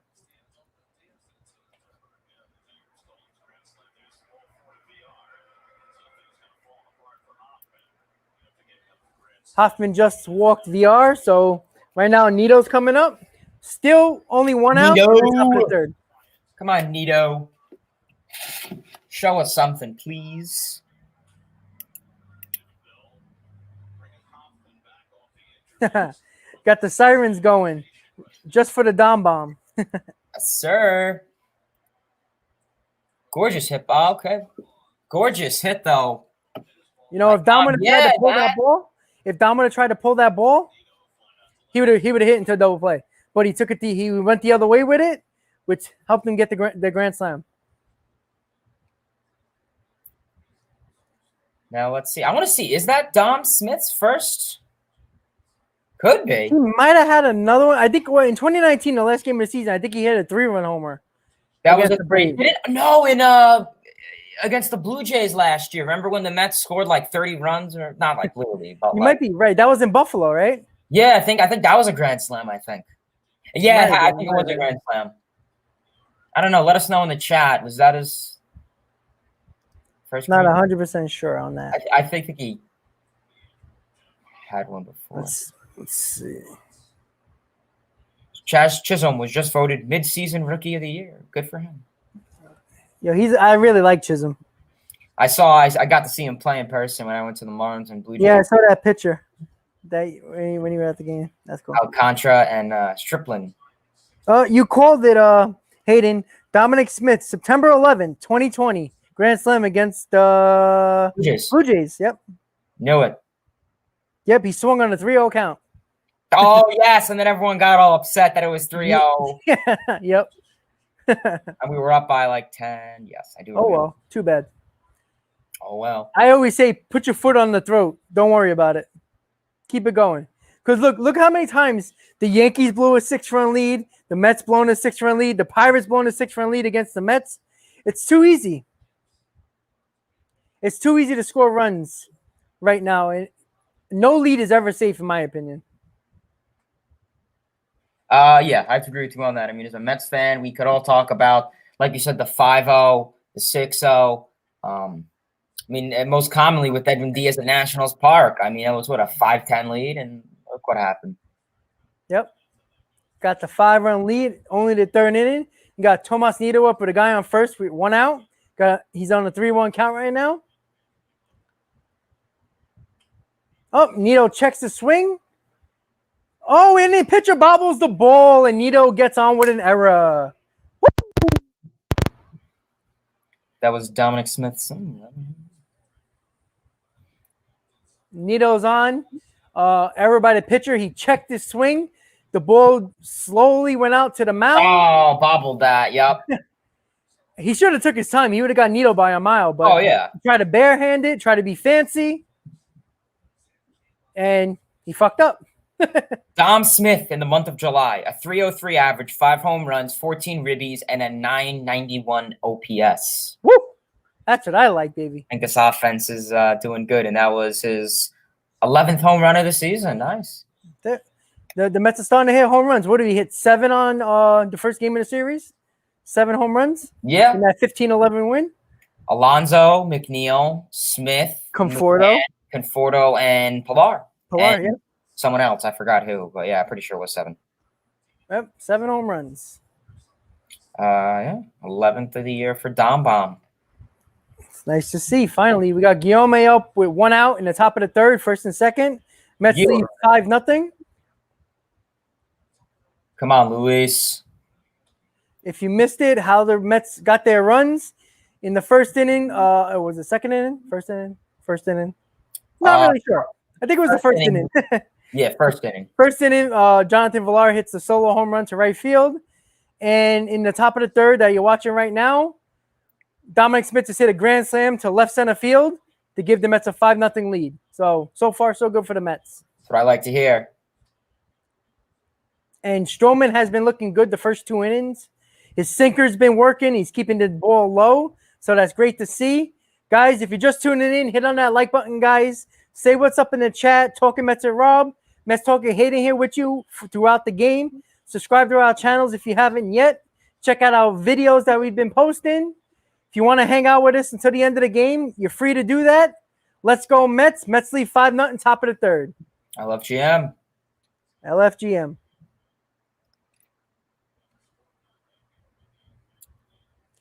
Cubs Nation. Oh, he's a Hayden fan. What's up? What's up, Cubs Nation? Boy. We'll try to beat the Reds for you. No problem. Yes, sir. We're doing our best right now. 5-0. I think you'll take that. Yeah, 2-1 count to Guillaume. Oh, might be a double play. No, okay. He just lined out to Votto. 2 outs. Cubs Nation, don't forget, subscribe to my channel too, buddy. You're a supporter of Hayden? That's awesome. We'll try to do the best we can to beat the Reds for you. Sorry we couldn't beat Pittsburgh for you, but, you don't really care about Pittsburgh because they suck. That was close. That was very close. The MLB app called it the Smith Slam. Smith Slam. Oh, sorry, guys.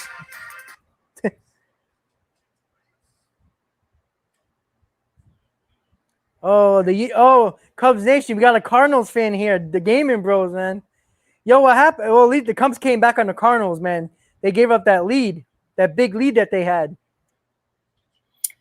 Let's see if Stroman get in on the rally. Hey, good news is, if he gets out, we turned over the lineup once again. Top of the order. I'll take it.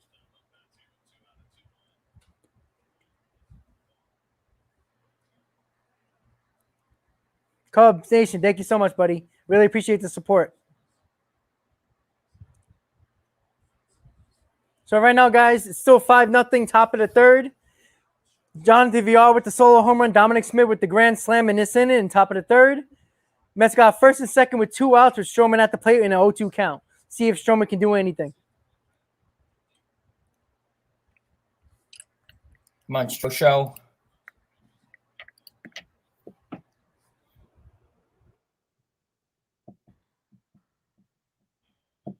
Go, Stro. Keep that inning going, baby.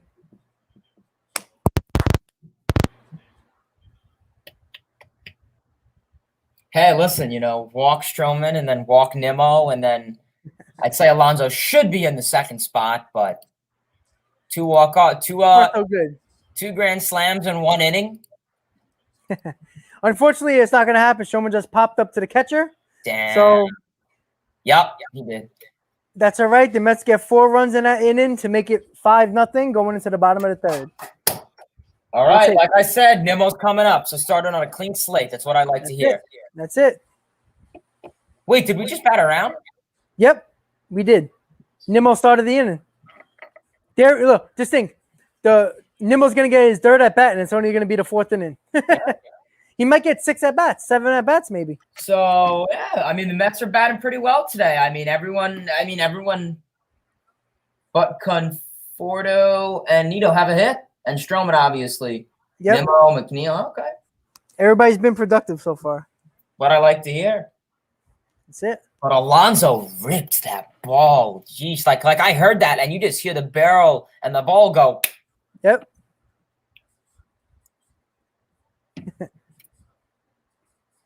So, guys, just to update you guys, who's in the stream right now, on July 30th, I will be doing a trade deadline special, a live stream. Hayden, I don't know if you're gonna be around, but if you want, we can jump into the stream if you want. I'm gonna do it from 12 o'clock all the way up until the 4 o'clock deadline hour. It's gonna be not just Mets. It's gonna be about Major League Baseball, all the trades that have been going down. I'm working on trying to do an OBS studio live stream so I can put like live updates of tweets with like all the beat writers, all the analysts, and see if they can pop up and all that. I'm learning how to do it right now. It's a little bit of a trial and error, but if I can't do that, I'm still going live during the trade deadline from 12 to 4 on July 30th. So July 30th, trade deadline special live stream. Talkin Mets with Rob. Obviously, if Hayden wants to come on, he can. As always, he's always welcome. Hayden, I will send you the link, no problem. Sure. So, so the deadline. Yeah, go ahead, buddy. Oh no, sorry. I was going to say so the time deadline is 4 o'clock. It is, right? Yeah. See, I have work at 4:30. See how well things work out for me. You see how that works out? That just means that the Mets are going to make a blockbuster. Exactly. Trade. Maybe I'll have time to be on a reaction or something. There you go. Perfect. And the Mets play that night, if I'm not mistaken, or they might have a day game. It's a Saturday. Let me see. They're playing the Reds. I mean, they're playing who the hell? Oh yeah, I think they are facing the Reds, if I'm not mistaken. At home. So this person in the chat, you were a Dodgers fan last year, Nats 2 years ago, and Red Sox 3 years ago. You got some good picks, my friend. And now you're a Mets fan, so I like the mentality, my friend. Saturday, it's the 31st. We play the Reds in the second game of the series at home at 7. Is the deadline the 30th or the 31st? It's the 30th, right? Impression. I thought it was the 31st, but I'm just checking now. It says the 30th. No. I thought it was the last day of the month. Yeah, the 2021 MLB trade deadline is at 4 p.m. on July 30th. Maybe you're looking at a different year? No, it says it right here. It says shoot, yeah, you're right. Because July 31st falls on a Saturday. Oh, you know what they're probably doing it? Why they're doing it on a Friday? Because the MLB offices are closed on the weekend, so they can't process the trades. That's probably why they're doing it. Okay. Because I think they, because they have to, send the paperwork to the MLB office for approval. Right. Okay. So I think that's what it just said here on Yahoo. So then, what time is the game on that Friday then? Because then maybe 7 o'clock. So we'll know who we got by the time game time comes. I was gonna say, do you think they'll actually be at the stadium? Imagine. Or you never know. It depends who you get, right? First base hit of the game. All right. I was fingers crossed for a no-hitter, but that would have been great. A live stream no-hitter. Woo! How many times you get that? Never. That's all right. As long as you don't give up no runs, I'll be all right. See, that was that one sinker that he left up at the plate, and it was easy to hit. Let's see, where did that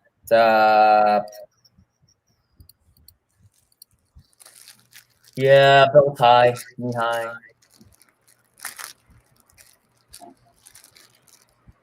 Sorry, guys, I'm a little hungry and eat a little bit of a sandwich. So what Kyle, the utility man, could do for the Reds now. So it is the 30th. Okay, Friday. All right. Still, I go into work 4:30, so see how well things work out for me. And then maybe you'll be very happy going to work. Hey, listen. Hope so. Trust me, they know I'm a big baseball fan there. Trust me. Yep. When I first started working there, Like, I would have like, yeah, let's go. And they'll be like, hey, what the fuck are you doing? I'm like, oh, I'm watching the Mets game. They're like, okay, you're good. I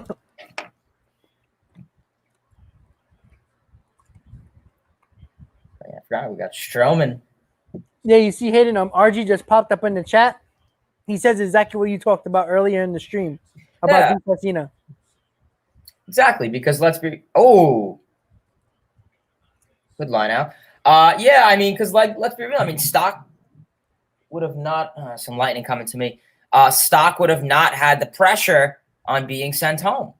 I mean, Stock would have not had the pressure on sending the guy home. Yeah. I mean, if there's no one on third, if there's no one running towards home, he probably would have just walked it out. And I mean, why hurt yourself or pressure yourself when you have to go out there and throw 90 miles per hour? Yeah, he was trying to beat out the throw so we get the run home from third. That's it.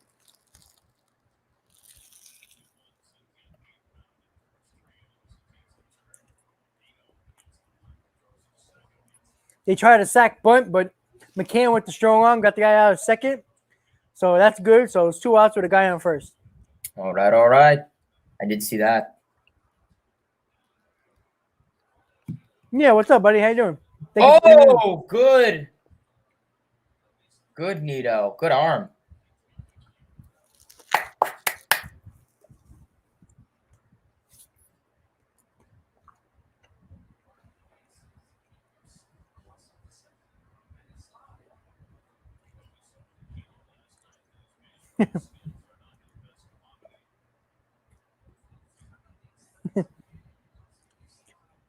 Hayden, I think you jinxed the chat. Now it's getting a little heated over here. Yeah, Neil, the show looking good right now. His sink is working well. We were talking about that earlier. If he got his sinker down low, he's keeping that sinker low, he should be fine. And at the moment, he's looking good. You know, he just gave up a hit. He had, no hit ball going for the first 2 innings. But all we got to do is keep this lead. Let's not worry about anything. Let Stroman go 6-7 innings and get the win, get the series. And we have the day off tomorrow, and then we come back home.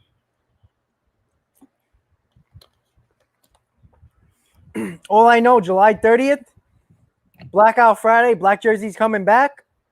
That's a good day for the deadline because then you get to get a Bryant in the black jersey. Yo, I didn't even think of that. Oh, shit. We got the trade deadline on the 30th at 4 p.m. We got a Friday night game where the Mets bring back the black jerseys. Holy shit, I didn't even think of that. And then they're going to get like a guy like Brian or man, in the black jersey. Yo, I'm ready. Story. Put him back in another black jersey. Let's go. Wow, I didn't even think of that. Man, that's all setting up perfectly for the Mets to make a blockbuster. Everything works out for a reason. I'm definitely going. I'll be there at Citi Field. To hell with work on Saturday. I'll just go in very tired. That's it. Ooh.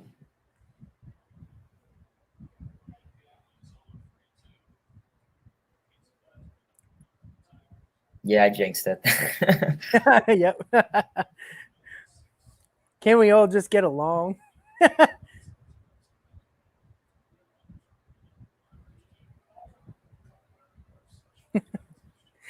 Oh, boy. Top 10, 2018. Yeah, Jonathan India. I think they were talking about how his dad was from Long Island, my old town, Oceanside. Oh yeah, that's right. They said he grew up an Islander fan. They were talking about a W fan. I think India was born and raised in Florida. I just think it was his dad. I think, right? You might be right. I'm not 100% sure. I heard that somebody's a Met fan and an Islander fan. Could be his dad. I think they said it was his dad because he was from Oceanside, New York, where I used to be. Okay, cool. Good hitting for Stroman there. 1 hit. All right, not bad. Stroman surrendered a hit, but was able to get some line outs, pop outs. We'll take it. Solid 3 innings so far. His pitch count is low, so it's nice to see. We can probably get Stroman through 6 or 7, man. Damn, we need it. Listen, I don't really want to pressure this bullpen because I mean, what, like I said before the game started, what other guys do you really have on this bullpen that I could trust? I want to give Lupe a day. or I want to give Luke like a week off because we've been using him way too much. Yep. I mean, who do you really trust in this scenario right now? I mean, Yenzi Diaz. I mean, we've been really. I mean, let's take a look at the Mets bullpen that we could potentially. I mean, Lugo's been on another world. Space Jam sucked out all of his goatness. I mean, May, he's been solid. Familia, I mean, I'm not putting Familia in for more than an inning. I mean, yeah, I mean, Drew Smith's been good. Yeah, Drew Smith, Loop, Familia's been a big shock. Familia's been very good, yeah. Where's Familia? Castro's been struggling, but he had his moments lately. Diaz, we know, blown 3 consecutive saves, so we don't trust him. You know, Nagosic, you know, pitched well yesterday, along with Banda. The first game of the series, Diaz pitched well yesterday.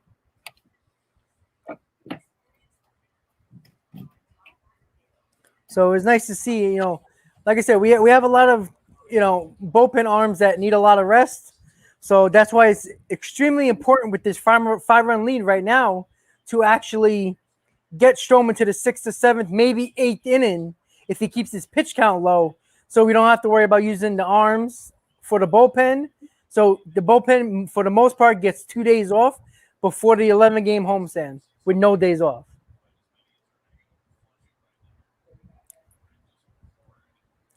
Reed Foley is actually hurt at the moment.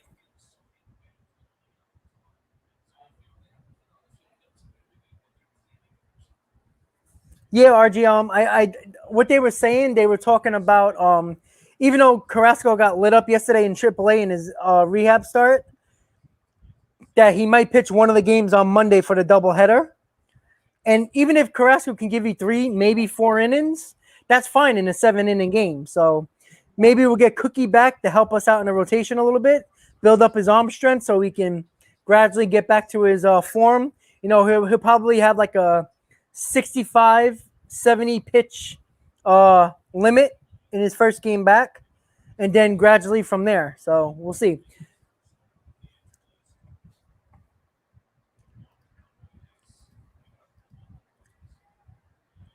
All right, so Brandon Nimmo's batting for the 3rd time already in the top of the 4th inning.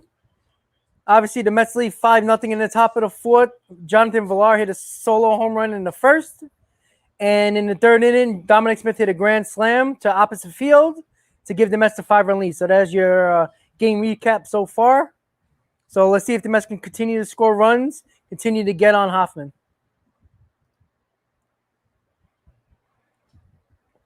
Yeah, we got an important series. No, we got 5 games with the Braves, so that's going to be important. You know, the Braves haven't gave up yet. You know, even though they lost Acuna, you know, they got Jock Peterson, they got Voigt from the Diamondbacks, the catcher. So, you know, the Braves are not giving up yet. So, all right, sorry about that. No problem. So we got a 1-1 count to Nimmo. Nimmo just popped out. Damn it. The exit, damn, that was. Yeah, Nimmo hit that off the end of the bat. So that looked pretty good. Line out to center. All right. Not the worst. Not the worst. We'll see if Jeff McKitts could get something started, get his nice power back. Maybe he's been showing some parts of that. Yeah, he needs a hit for contact right now. Worry about the power. The power will come. Yeah, I would like another power hitter on this team besides Pete. I mean, that's a ball. Yeah, argue that, Jeff. That's. Come on, Jeff. His name is Jeff. Come on. Let's go, Jeff. Get on, baby. Come on. Base hit. That's all you need. You got a base. Oh, base hit. You got a base hit. Get a base hit, and then have Alonso hit a dinger. I like that plan. I'll take that. Make it 7-0. We might have an easy game for once. Yeah. I mean, we could have not did this yesterday. I mean, it makes no sense. Yesterday you don't bat Dom. Today you bat Alonso 3rd. It's just I don't get it. Well, so far it's working out, even though we weren't happy about the lineup. But so far so good, I guess. Yeah, can't complain. Can't complain. Oh, that hit him? No. Why are there like so many 12 o'clock starts today? Is that just me or is that weird? I don't know. They've been doing it a lot lately. Well, I know there's like a time differential if you're traveling the next day, but tomorrow's an off day for most teams. So Yeah, I don't know. yeah, like 12:10. I mean, 12:10. Yeah, it's not even a Sunday; it's a Wednesday. You know, like you every now and then you get a Sunday game. Right. Whoa! Don't kill the fan in the stand. That guy stood up. He's like, "What are you doing?" That was just a bit outside. 12 o'clock starts on a Wednesday. Yeah, that's. I mean, God. taking a look around the NL East, Padres are beating up the Braves. Thank you, San Diego. That's the one time I'll probably root for you. Yeah. Shane Green on the bump. Oh, how's that going for you?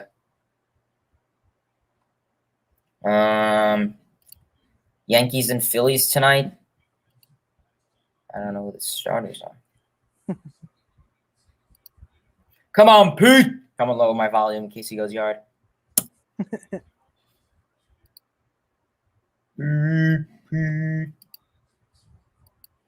go, Pete.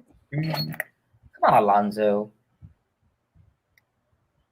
Rake, please, rake.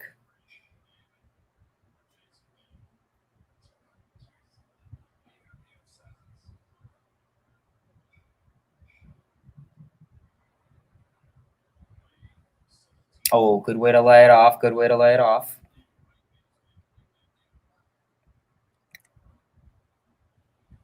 Let's go, Pete. 2-0 count. Here's your pitch right here. Swing at that high fastball.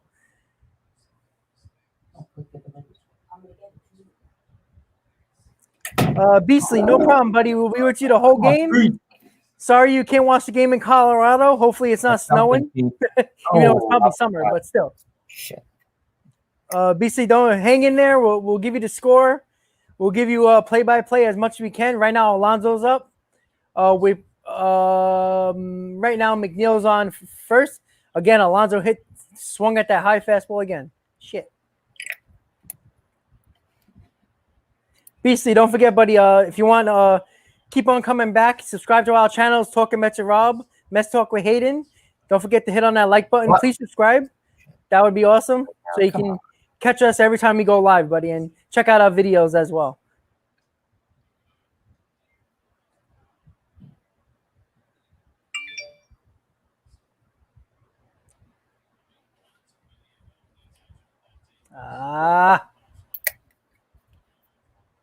Come on, Alonzo.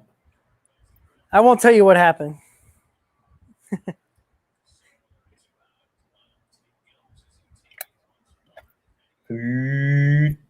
Fuck, just got on that. Damn it. Not the best day for Alonzo. Well, I really wish D-Star Cena sent an memo on that. He would have had an RBI in the books.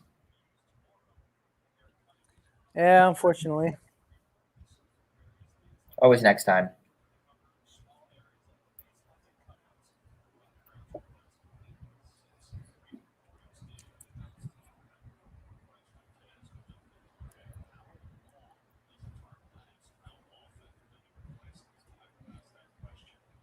Hayden, are you watching it on MLB Extra Innings? TV, MLB TV. Okay. I was just saying, I was like, yeah, you're in Florida. You're not going to get any local. Sometimes I get it on MLB Network, but Okay, yeah, like the game of the week or something like that. usually when DeGrom's on the bump, they have it on. Dominic Smith just got a base hit on a very odd hit, but they were playing the shift, so guess what he did? Hit it down to the between third and short. It was a little C&I single off the end of the bat. Sometimes that's what you got to do. That's why they always tell you to put the ball in play. You never know what can happen.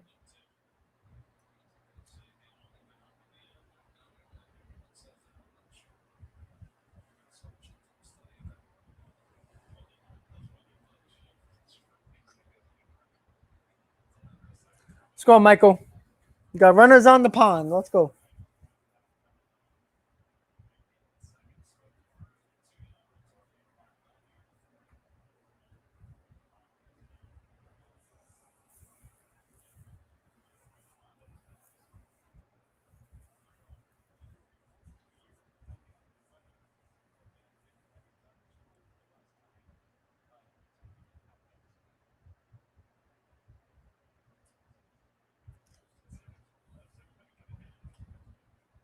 Ah, Michael. All right. Well, we didn't score an end.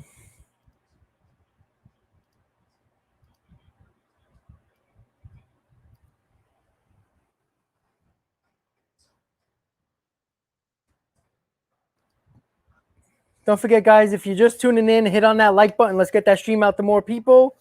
If you're new to the channel, thank you for tuning in. Thank you for supporting Talking Mets with Rob and Mets Talk with Hayden. Please subscribe to our channels. Check out our videos. When you do subscribe, you get that notification that we're going live. And when we post our videos, so you get the alerts that you need to get all the updates from all the trade rumors, all the latest news, all the highlights, game time streams, live streams like we're doing right now during the game. So you get all those updates that you need and that you want from both of our channels. So don't forget to hit that like button and hit on that subscribe button, everybody. So after 3 1/3 innings right now, we're going to the bottom of the fourth. The Mets still lead 5-0. Jonathan Villar hit a solo home run, and Dominic Smith in the third hit a grand slam. So that's your score right now, 5-0 going into the bottom of the fourth. Wardy should be the Mets GM. I swear, there's one thing, Hayden, that I think there's more talk about Wardy on my chat and how people hate him than there's actually Mets talk. It's kind of hilarious, actually. I blame Fernando. He started it. Oh, boy. What can you do, right? Was I muted this whole time? True. Wait, was I just muted this whole time? You might have been. I think so. I just heard you just now. So you had something good to say? No, I was just agreeing about the Mets, and yeah. Yeah. All right. So they're showing the distribution of outs for Marcus Stroman: 4 ground outs, 3 flyouts, 2 strikeouts. It's always good when he has more ground outs than strikeouts. That means Stroman is on. So that's good news right there. 38 pitches going into the 4th inning. So low pitch count. That's exactly what we want to see from Stroman. Can easily get to 7 innings with no problem if he continues the way he's been pitching.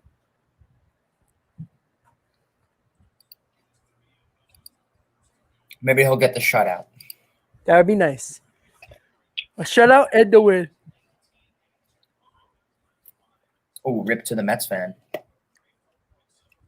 A caught by the Reds fan.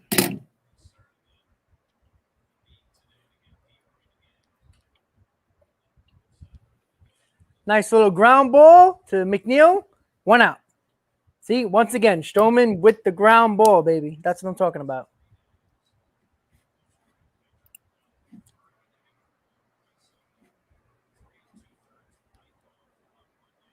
Yep. The shift when it comes in our benefit. Yep.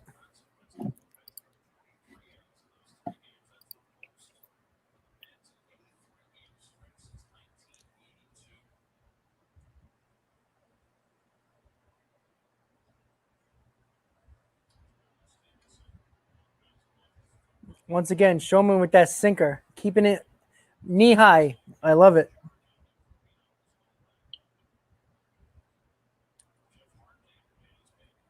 Yeah, that's really pathetic that they just put that on the screen. Yeah. That makes us look bad. A little bit.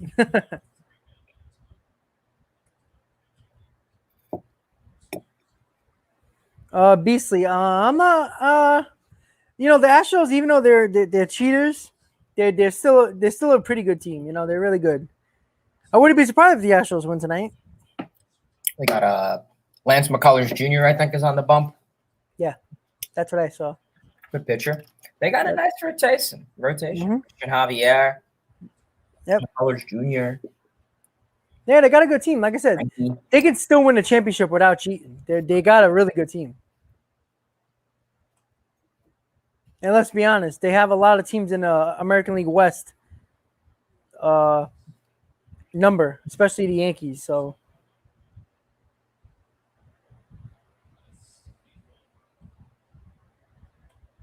So RG says DeGrom is eligible to pitch on Sunday. Yeah, they haven't made him eligible yet. I mean, technically he's eligible coming off the IL because they retroactive it, but he's got to be healthy. If he has no more tightness, he gets to his bullpen session okay, then he'll be eligible to pitch on Sunday. But I doubt he's going to pitch on Sunday. I think he'll be out for another week. Yeah, I think the earliest you might see him is the end of the Braves series, which would be like a Wednesday or a Thursday.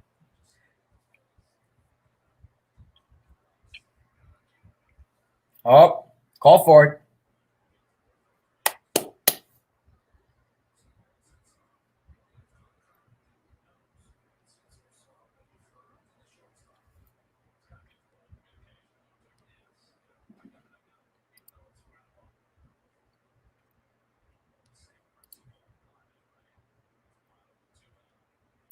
All right. Now we got the veteran Joey Votto coming up to the dish. Yep. I hope the Yankees lose tonight. I mean, actually, no. I want the Yankees to win. No, we need them to win. Most of the time, about 95% of the time, we want the Yankees to win. Yankees to lose. I saw a fan ran on the field last night. That was pretty funny. Yeah, you saw the security guard tackle him? That was like the best. Like whatever team in the NFL, they should sign him for like a linebacker. That was a great tackle. Do you have the clip? I don't have the clip. Oh, I can probably find it. Yeah, if you want to. Yeah, I'm going to look at that right now. Send it to me. Yeah, sorry, I'm just everyone was telling me about that, but I didn't see it.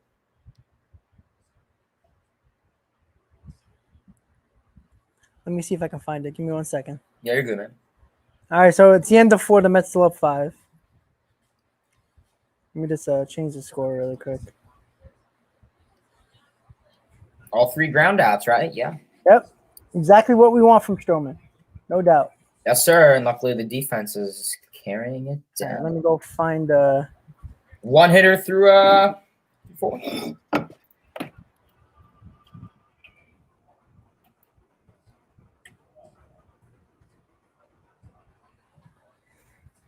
Well, I'm not sure if I'm going to have the video, but I'm definitely going to have an image.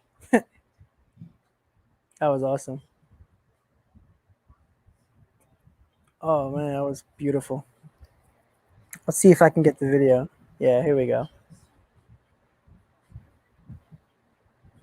I think this is the one. Nope, that's not the one. All right, let's see. See if I can find that one. Oh, no, you know what? They're not going to show it because they didn't have a feed of it, but I got the picture. Let me get the picture.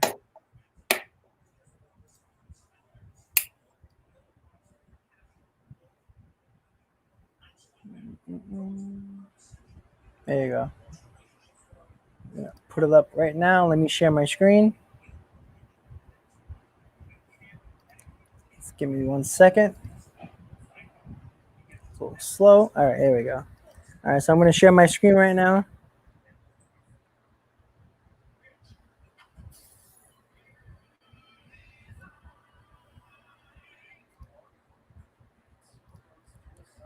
Sorry, guys. Just give me 1 second. I know I'm freezing up a little bit.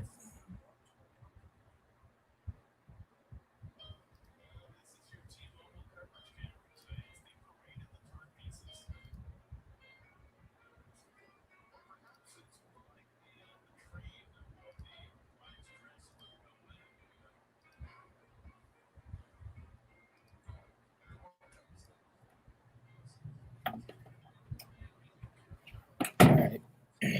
We got something loading. I'm trying to load it. It keeps on free. There we go. Look at that. Tackle that dude. Crap. Yeah, we got him good, man. I know I'm frozen right now because my internet with this thing is just killing me right now with the Wi-Fi. But let me just take it off right now. You're good, man. I can go back. I don't know. I look frozen on my side. I don't know. All right, there we go. You're moving. All right, I'm moving. That's good. Good news. All right, so we're going to the top of the 5th. Reds got a new pitcher. Santillan is coming in right now. So we got this Hoffman out, which was our goal. Mets got 7 hits, 5 runs. Cincinnati has no runs, 1 hit, and 1 error. Appreciate the comment. The Gamer Bros, very appreciative. Please make sure you subscribe to me also. Absolutely. 18. Thank you, Game Bros. I'm glad you think we're the best. We try. Yeah, that's all you could do is try. That's it. We can always try and be passionate. That's all we can do. I'm sure my rages. Honestly, I should just like make all my channel my rages and be like, shit. You should. You know what? You should do it. You should do it. You should cut your clips of all your rages during the season and put it together as one video. I guarantee you get like 10,000, 15,000 views. Oh yeah. Especially the one where you fell over your chair. That was perfect. Oh yeah, the Phillies. That was. Yo, I couldn't stop laughing when he Phillies did that. one, I think. Yeah. Yeah, I think it was early in the year for sure. I was gonna say I'll send it to you if you want to throw it on the stream for review. I think you're allowed to share. I think you. Hold on one second. Let me see if I make your. I don't know if I have it on here.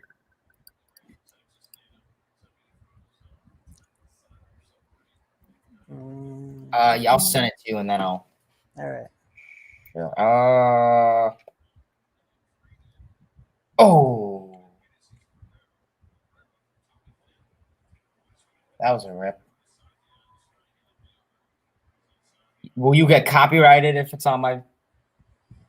I think I might actually. I was just checking it out right now because I'm looking at it, but I'm like, maybe you have, because you have that licensing on when you post a video, so it might be it might give me a red flag. Then I'll just try to. Can you throw it up on your phone and push it to the camera? Maybe we get lucky. Did I ever send it to you? When did I send it to you? You didn't send it to me, but I remember the last time we streamed together, you showed me the video, and it was hilarious. I see the other picture of the bobblehead. Yeah, that one too. Yeah, you sent me the bobblehead, right? Yeah, no, I'll just go to the channel. Here we go. We got Tomas Nido. Let's hit a double into the gap. Hey, Nido. And he beat the throw. Let's go, baby. Let's go.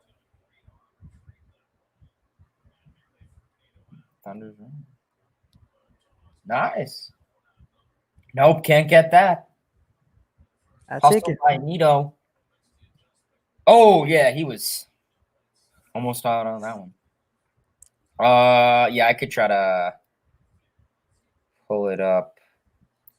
The one where I fell out of my chair.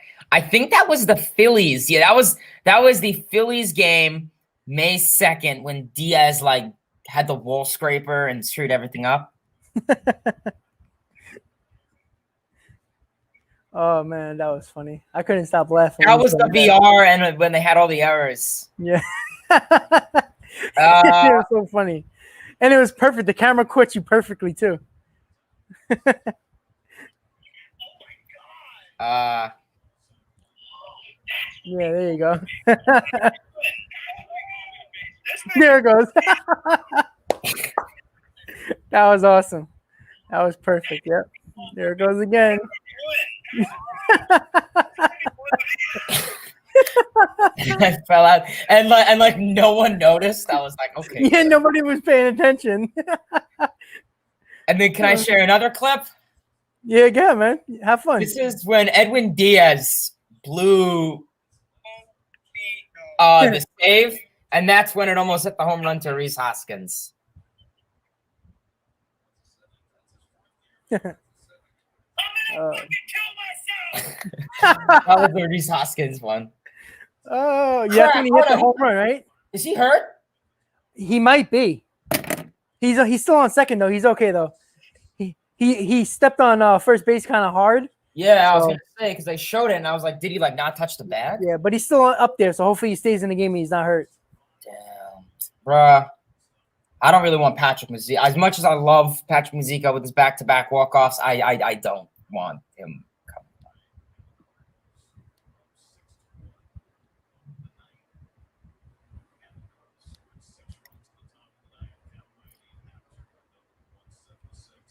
There's another little video. I'll send it to you. It's private. There's no thing on it if you want to share it. Okay. Pretty funny. It's just like a 10-second compilation of me screaming the F word. It's pretty funny. Yeah, that was pretty funny. I'll send it to you. If you want to share it. All right. I don't know. Does Nito? I don't think so. I thought like he didn't touch the bag or something. Yeah, that's what I do. When they showed it, I'm like, oh, he missed first base. I was like, bro, he But literally nope. stepped on the bag like Yeah, really hard. he twisted his ankle a little awkwardly there. All right, correct. Send again. 10 seconds. That should send.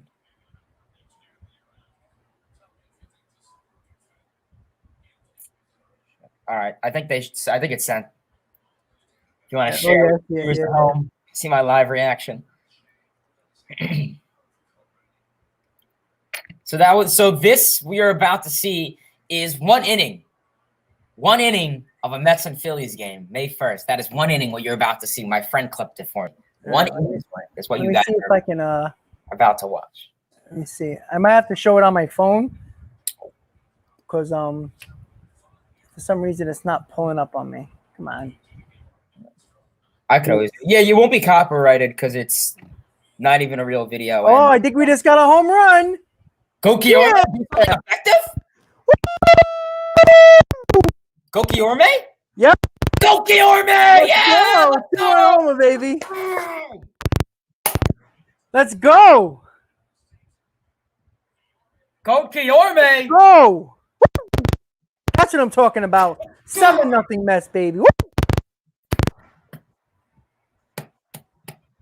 Is that his first? Oh, that's a second career home run, right? That was a shot. Woo! About time. Love it. We needed some offense. We did. We got it. Let's go. Do it last night. All right, let me see if I can pull it up. Yeah, you're good. There we go.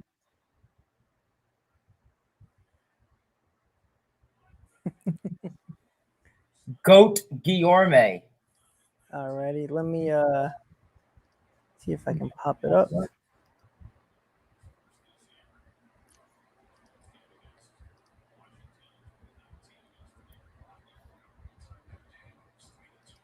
Good for Guillorme, honestly. He Yeah, was definitely feel good.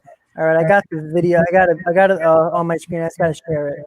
All right. Yeah, I think Stroman's probably just gonna take the pitch. Did we? But yeah, we're always. Oh yeah, it's pretty funny. All right, let me. I don't know if you guys can hear it, but we'll try. Nah, I can't. Oh, the volume's off. Here, wait. Start it over again and then play the volume. Oh, damn it! Here. Just pause it. Yeah, it's not showing the volume. Damn it! You want me to try it on my end? Yeah, try it.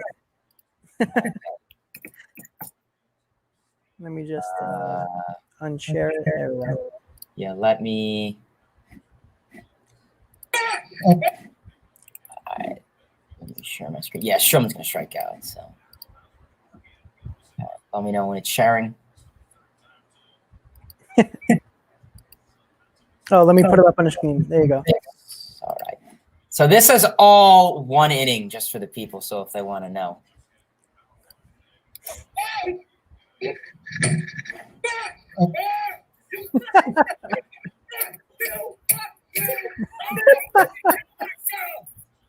So that was all one inning. That was all one inning. Oh man, that's perfect. Oh boy, that's good. Yeah, that was all one inning. Nimmo hit by the pitch. Damn it! Now Jeff has to go yard. Wait, are we about to bat? No, we're not. Once again. Yeah. So that's Nimmo's fourth at bat already, right? I think he started this inning, didn't he? I think so. Where is we haven't had the full crew back in a while. No, we haven't. So Ben Verlander went around to Dodgers fans and asked them to say something nice about the Astros. Yeah, of course he did. McNeil grounded to second, and they're out of the inning. All right, so Luis Guillaume hits a 2-run homer to right center field to make the Mets lead to 7 runs going to the bottom of the 5th. So there we go.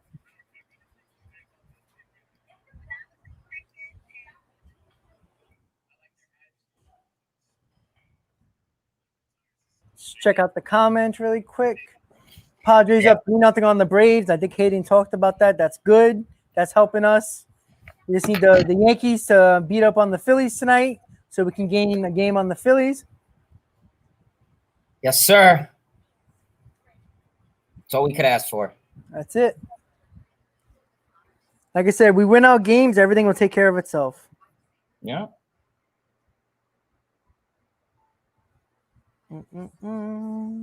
So, what happened to McNeil? He grounded out. I wasn't really paying attention. Fly out. Yeah, he grounded out. Yeah. Right. Hopefully Alonso could start off. Watch, freaking the one day we do a stream, Alonso doesn't homer. Damn it. You stream and then no stream, then homers. So Neil says, now if we blow this, well, if we blow this, you're gonna see an epic rage by Hayden. he might flip over twice in his chair at one time. Maybe. He might catch the lightning outside and grab it. Probably. So yeah, we got some people in the chat, so I can see my new troll, my new rages. Orioles are beating the Rays. So yeah, I mean, in terms of division today, yeah, I mean, Braves, if they could lose 2 games today, that'd be nice. Phillies are playing the Yankees, and I feel like there's another team, the Nationals and Marlins. So I'm not really concerned with that game. I mean, both of those teams are not really threats. I mean, yeah. I don't know if you guys saw it. John Lester went yard the other day. He did, yeah. You have to buy a new laptop. Right? Yeah. I don't know if you guys yesterday when the whole Chris Bryant got taken out of the game, everybody thought he got traded. Oh, all over Twitter. All over Twitter. Like I was home, I'm looking, I'm like, what the hell is going on? My phone's blowing up. I'm like, what the hell? I'm thinking like, wow, you know, it kind of made sense. Like they took him out of the game. Maybe they are trading him.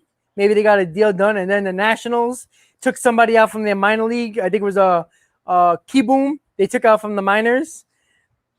So they thought that something was going on with the Nationals. It was crazy.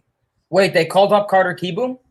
No. What happened was yesterday when Chris Bryant was taken out of the game, people thought Chris Bryant was getting traded. And at the same time when Chris Bryant was taken out of the game, Keyboom was taken out of the minors of his game. So they thought maybe he was in a deal to get Bryant. So everybody was like, Twitter was blowing up with that. I know. Yeah, I live streamed last night, just the 9th inning, because I thought we could have a comeback after that Nimmo catch. Yeah. And then everyone in my stream is like, Bryant's out. Bryant's out. Did you see what happened? Bryant's out. Bryant's out. I was like, I don't know.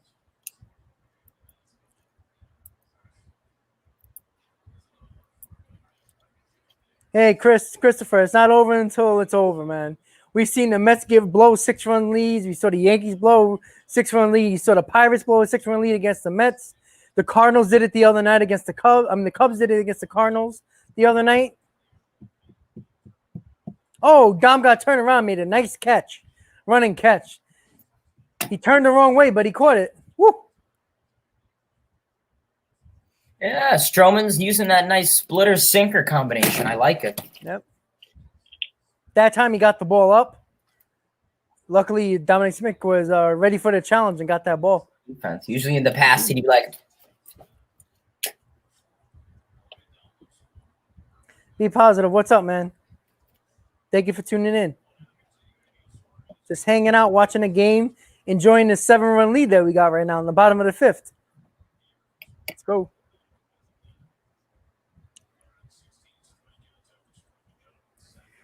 Guys, if you're tuning in with the stream right now, thank you guys for tuning in. The Mets game line, Mets versus Reds. It's the bottom of the fifth. Mets are winning 7-0. Stroman is looking good on the mound. Looking like he can go 6, maybe 7 innings. He only got 55 pitches. He might I'm even thinking go maybe. past. Yeah, he might. Absolutely. Hit on that like button, guys. You're new to the channel. Hit on that subscribe button. Talking Mets and Rob. Mets Talk with Hayden. It's right on your screen. You can't find us right away. Click on our little picture that's in the chat, or just type in our channel name and you'll find us. Check out our videos. Subscribe. Hit that bell. Get all the notifications when we post our videos and when we go live, so you can tune in all the time you want to see us. Thank you guys for tuning in. Nice pitch. That was a lot of movement on that pitch that he struck out Suarez on. Don't get your hopes up. It's the Mets. Yeah. Hey, listen, we're Met fans. We never get our hopes up. We are never confident. Okay, we're never confident. We might talk shit, but we're never confident. I tell you that. We've been through too much to think that we're gonna, just win like that. Neil got he struck him out. Oh, that. Neil, you're part of the 7 line? See, I got the Pittsburgh out in shirt right there with the 7 line during the weekend.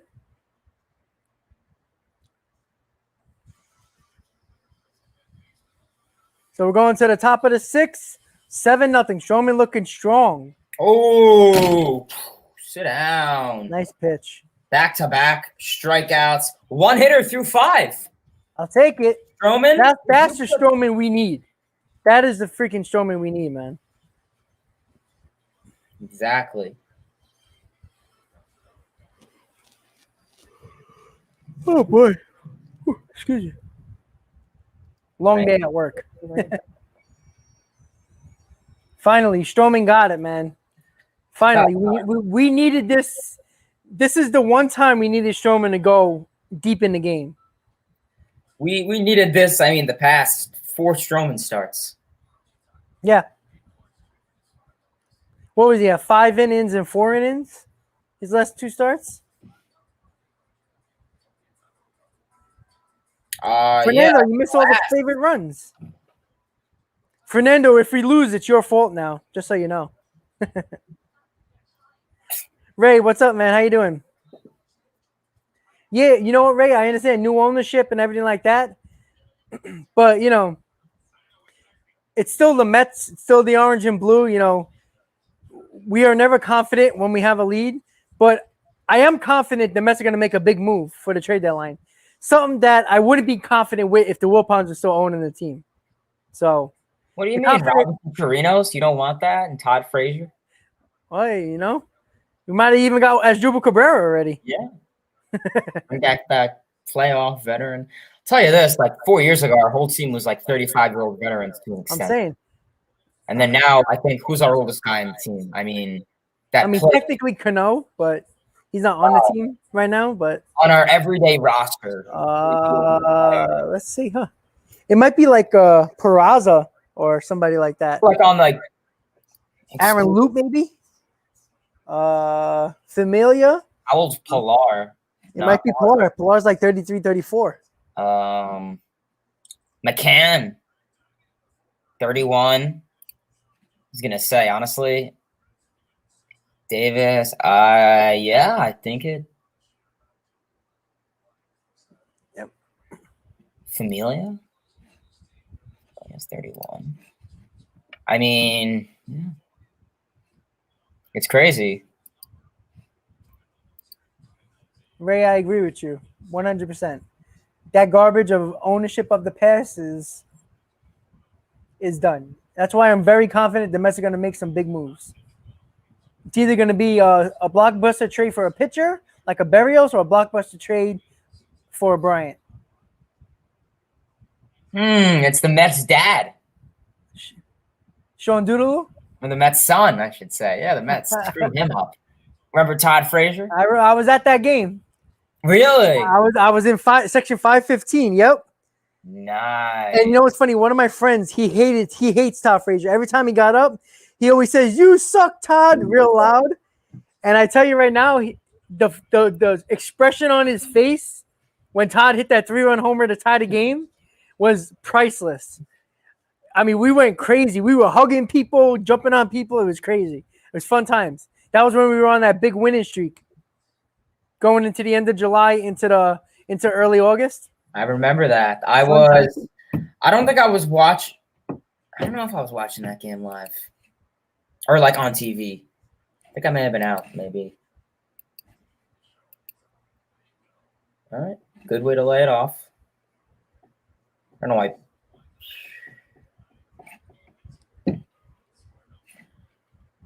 All right. 2-1, 2-1.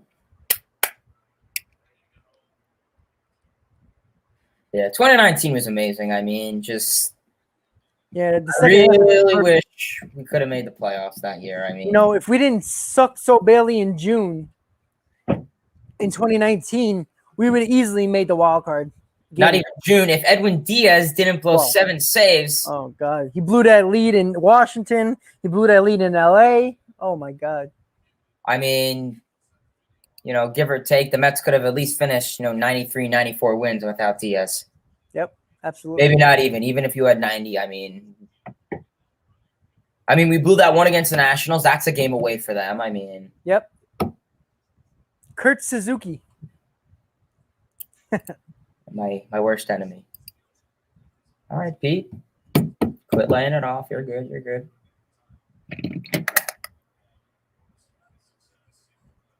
Come on, we got to get Alonso home run on reaction. For me, at least. You're good, Pete. I doubt Todd Frazier's come back. Let him play for the U.S. team in the Olympics. Stay away from the Mets. Oh, yeah, I saw that. The only third baseman I want on this team as a trade is Chris Bryant. That's it. If they get Todd Frazier, I'm going to be a Yankee fan. That's how confident I am the Mets are not going to get Todd Frazier. Yeah. I'll start a Yankee fan. Jose Bautista is going to be in the Olympics. Nice. Jose Bautista? Yeah. Oh, wow. What is he, like 41 now? At least. Jesus. So we got a full count to Alonso. Let's try to get something rolling, Pete. He just walked, by the way. Damn it. Well, he'll have another at bat or two. Yeah, he probably will. Whatever, it helps out his opinion. Yeah, Fernando. I love Mo Vaughn. I'm not going to lie.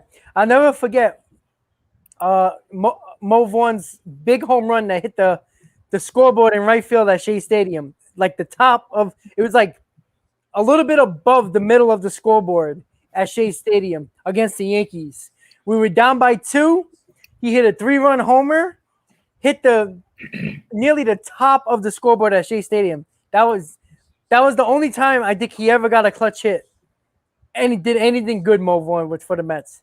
Man, that was the days, man. Mo Vaughn, Jeremy Burnett, Roberto Alomar days. Oh, boy.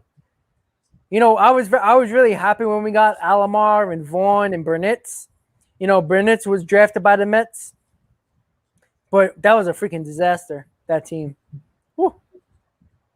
As bad as Alomar was, Mo Vaughn was bad. Burnett was bad.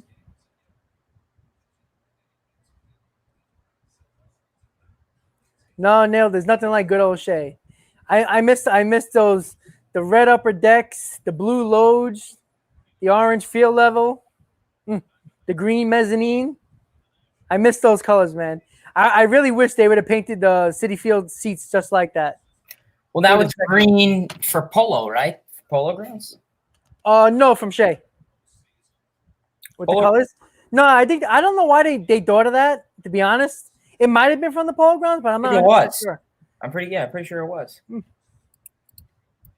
Shea was garbage, but that was our garbage. That little cookie cutter home.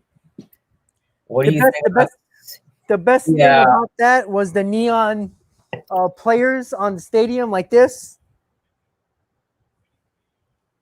That was I think I'm going to get that tattoo on my arm, actually, and put Shea Stadium, 64 to 2008.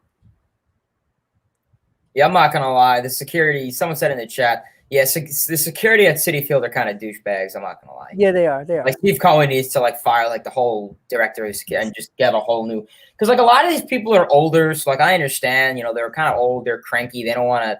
I'm sure they don't even like the rules, but like I don't know, they're douches. Like when I went to one of the games, I went to a lot of games in 2019, but like I went to it was Players Weekend, Mets and Braves. It was the one where DeGrom pitched, got 9 strikeouts in a row. Yeah, they had the black and white jerseys. Yeah, and then DeGrom hit a home run that game also. Yeah, that was the only run we got.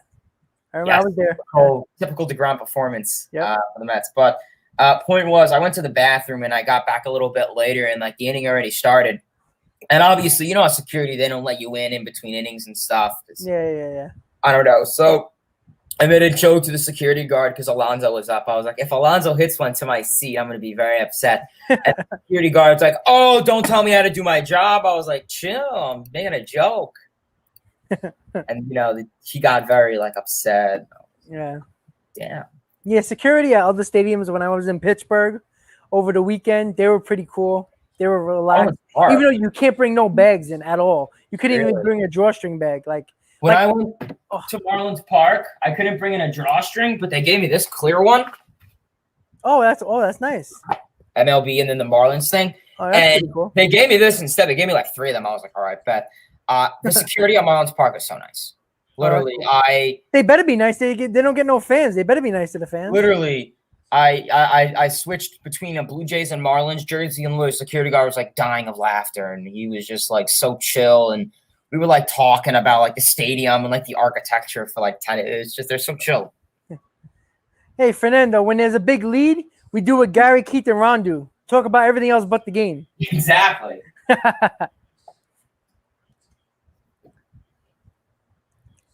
Fernando, just for you, I'm going to talk about the game. Yes. So the Mets leading 7-0. There you go, done. So the Mets leading 7-0. Jonathan VR solo home run in the first. In the third inning, Dominic Smith got a grand slam. And last inning, in the fifth, Luis Guillermo hit a 2-run homer. Right now, Marcus Stroman threw 5. I think Dominic Smith has hit just missed it. Yeah. So Marcus Stroman has a 1-hitter going to the 6th inning soon. And his pitch count's very low, so there's no reason why, if everything keeps on continuing the way it has, that he has 8 innings under his belt, saving the bullpen. That means the bullpen will get 2 days off, which would be wonderful. Who knows? Stroman might even go 9. His pitch count's real low. Yeah, it's something you got to teach Tyler McGill how to do. Keep that pitch count low. But yeah, he needs to get past that 5th inning. That's his Achilles heel. I mean, 2 innings, he throws like 40 pitches. But, I mean, he doesn't give up runs. He just always works up into a full count. Yeah. And then simply he throws enough. a lot of pitches. Yeah. And then simply enough, obviously, you want to give the bullpen a rest. I mean, like I said, I only want to throw Loop in there at this rate. I don't trust really many guys. I mean, I trust Juris Familia, probably the 3rd most in this Mets bullpen right now. As crazy it is to say. Yeah. Loop and Lugo are like 1-2. Lugo, like, they, like, took him out. Like, what happened? Yeah. Lugo's been odd this year. Like, he'll have a great performance and then have a bad one. Something's up with him. He just had a bad game or 2.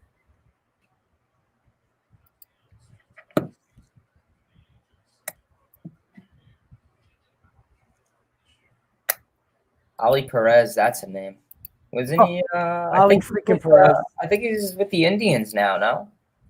He's still pitching in relief for them at like 50 years old. I think he was with the Indians last I saw, unless he's probably. I remember in 2019 he was with the Indians. I remember that. Yeah. I don't remember 2020. He might have been. I don't know about this year.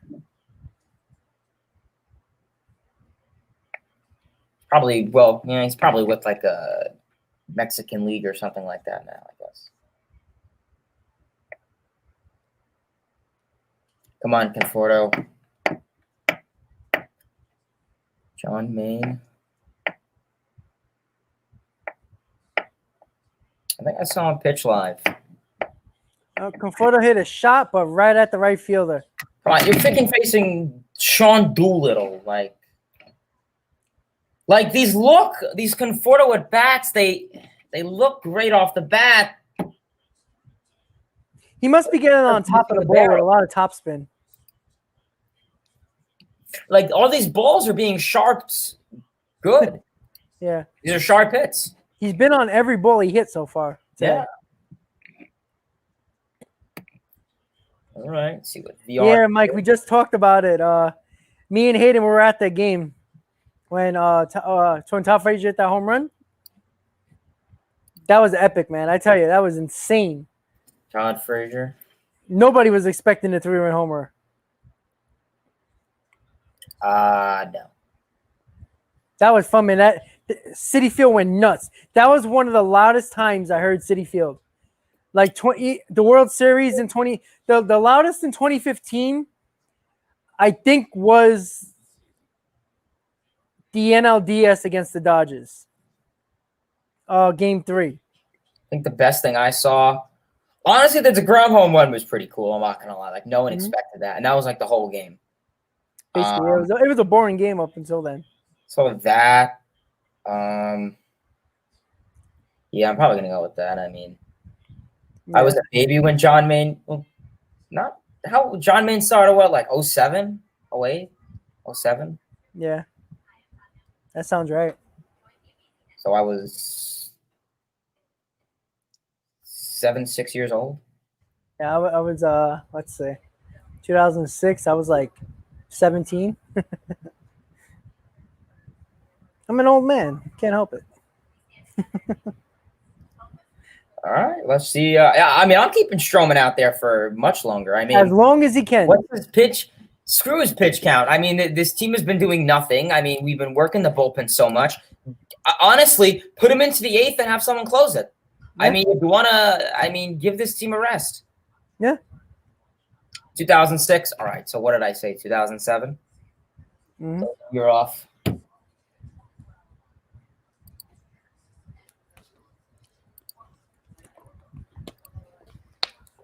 Yep. Going to the bottom of the 6th. Mets lead 7-0. Got a nice, comfortable lead. Stroman's pitching great. Pitch count is low. If he continues the low pitch count, you never know. He'll possibly go 8. If we'll get to the good old days of the old time baseball when pitchers actually completed games with no problem. That'd be nice. Yeah, nowadays managers treat them like my favorite catchphrase, chess pieces. Yeah, I mean, I don't know who else you could put in. I mean, give May. I mean, probably Familia. I think Familia is the best bet. I mean, yeah, you're not gonna let. Yeah, I mean, you're not gonna give Loop. You're gonna give him a day off. Yeah, you've been working him too much. Mm-hmm. And honestly, I wasn't even upset that Loop gave up a run yesterday. I mean, he's been he's been great for us. So he's been too overworked. Yeah. If Stroman can go the 7th, maybe pitch half of the 8th, I'd give Familia. Well, I don't want Familia going 2 innings. Bless you. Who got called up today? Anyone get called up today? Bullpen pitchers. Let me see. I don't know. The Mets these Mets call ups have been crazy. There's so many. Get Beta Icons or something. Yeah, this is going to be a.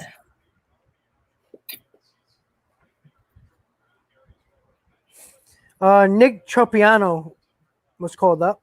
He's in the roster right now. Obviously, Anthony Banda and Steven Nagowski.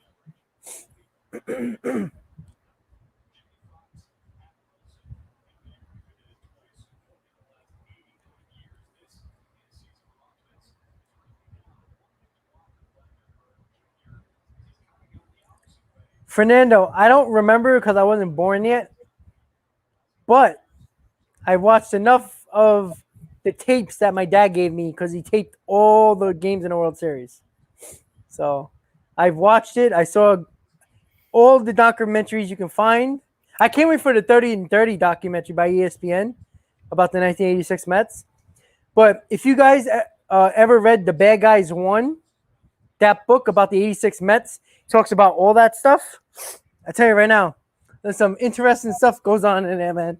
Talking about the players taking women fans into the clubhouse to have sex with them. Good stuff. Fun stuff.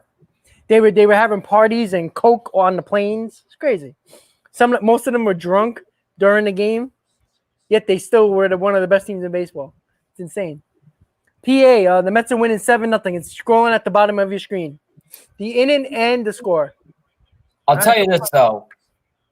It was Bob Stanley's fault that the Red Sox lost. I mean, well, you know, threw the pitch away. That's his fault. Buckner just gave up the winning run. He gave up the tie. So, yeah. I mean, whose fault was that? But speaking of Keith Hernandez, that guy who pitched for the Mets last night, he literally looks like Keith Hernandez with the mustache. SNY tweeted that out. I thought that was he did. If he had shorter hair, he would have been perfect with the mustache and everything.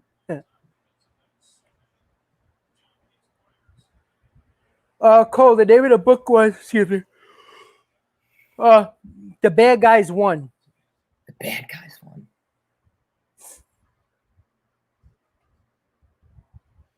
The Mets from Lawrence. The Mets are the first team in the East with 50 wins and beat the Yankees the 50 wins. Let me show you a picture of it. What's his pitch? Yeah, 65. Oh, yeah, look, that's the name of it. That's it right there. I don't know if you guys can see it. There you go. Bad Guys Won. There you go. Just throw one right down the middle. Trust your defense. That was a great book. So definitely check that book out.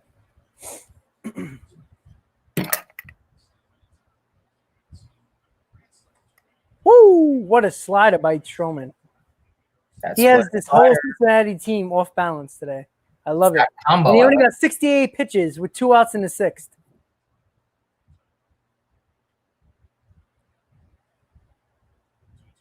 Got him. Woo!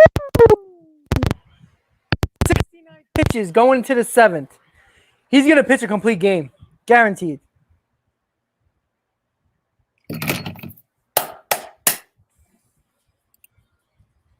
That's what I like to see. Sit down, India.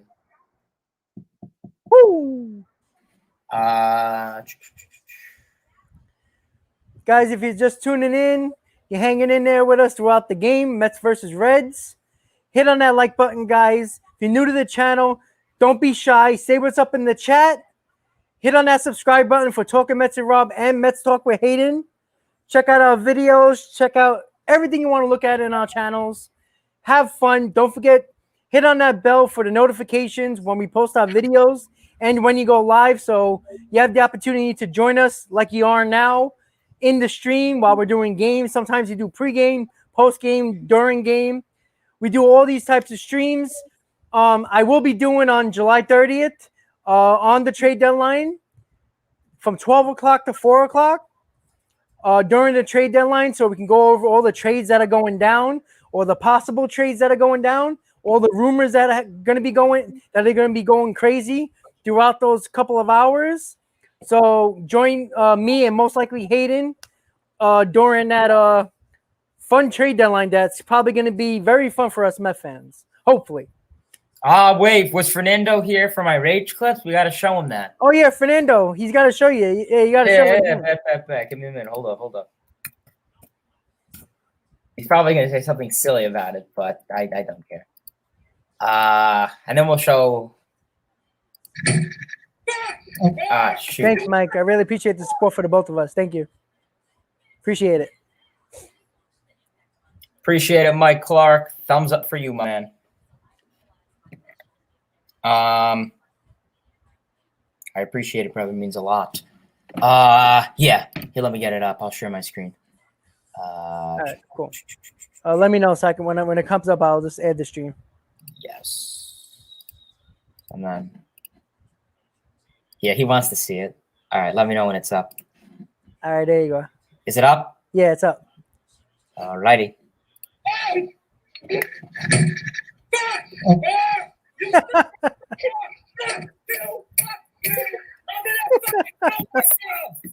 So now, just to clarify, everyone, that was all one inning. That was all one inning of the Mets and Phillies game on May 1st. And that was when Diaz, the last part, I'm going to kill myself. Oh, woops, sorry about that. That was me. My fault. That was the Diaz wall scraper when he was hurt. Yeah. And then me falling out of my chair. I'm sure you guys do want to see that. That was pretty funny when I fell out of my chair. That was Rob's favorite part. Fernando, this one's the best one.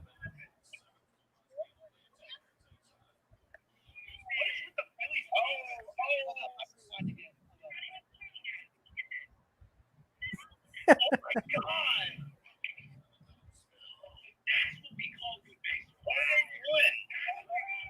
This may be one of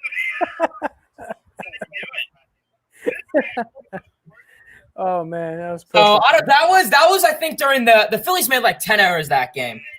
Yeah. I went to center like this and then I fell. It was pretty funny. Put glue on the chair, hit it. I probably should. Nita. That was a strike to Nita. But those are just some of the rages. I have like a million. Oh, do you guys want to see the one of when the Mets and Braves when Guillorme didn't take the throw to third? I think I have that on my phone if you guys want to see that. That I may actually have to. Oh, when Lugo told him to go to third and he didn't? Yeah, that one was hysterical. Right. That one. Do you mind if I share it? That one's But again. That one is gold. Yeah, Nito just lined out, so it's one out right now.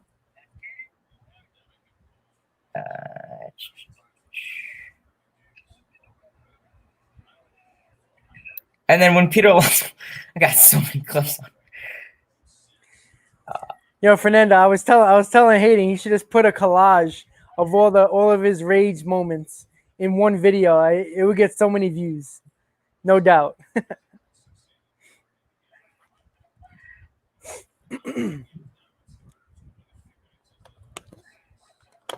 All right, yeah, I'm sending in a minute.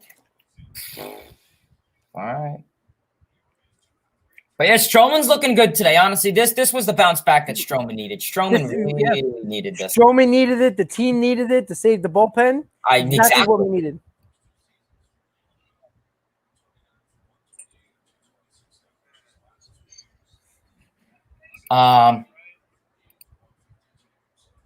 So I got so many clips, but I don't want to show them all because that'll be useless for the highlight reel. Exactly. Got to get some music in the background too. A little bit of background music.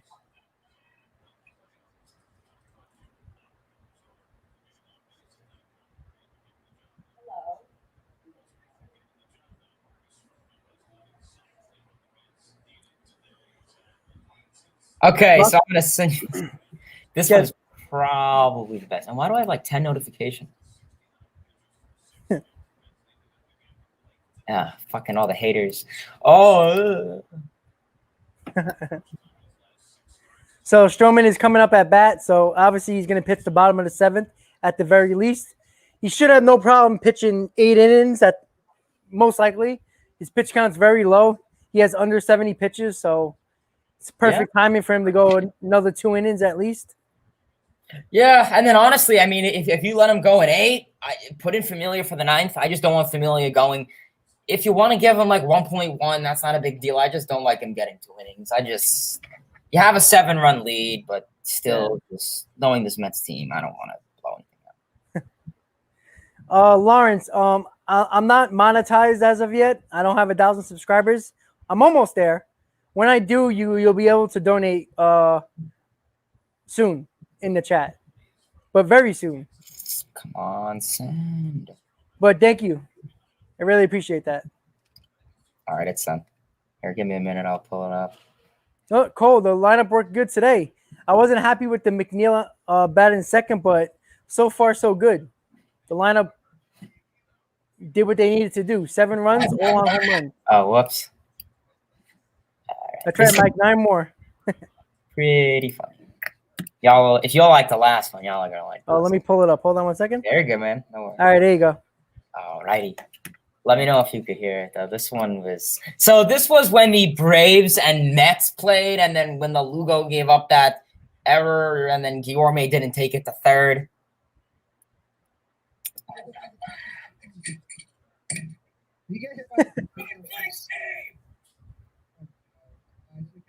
I got triggered. I was like, fuck this. Stroman just walked.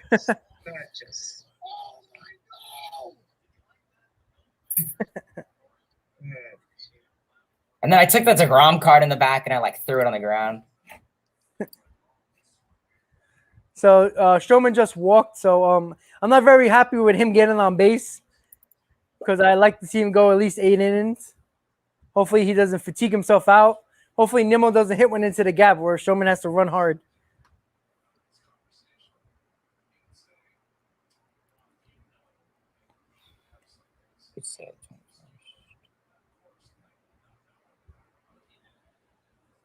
All right, so we got Nimmo coming up. I mean, I would like to. We've always been starting off these innings, with the top of the order. Yeah, this is Nimmo's 5th at bat, and he'll probably gonna get get 6. I mean, if he gets on, and then we get some walks or some hitting, we'll probably get 6. Yeah. Well, what is he today? Does he have 1 hit, 2 hits? Let's see. Nimmo is 1 for 2 with 1 walk.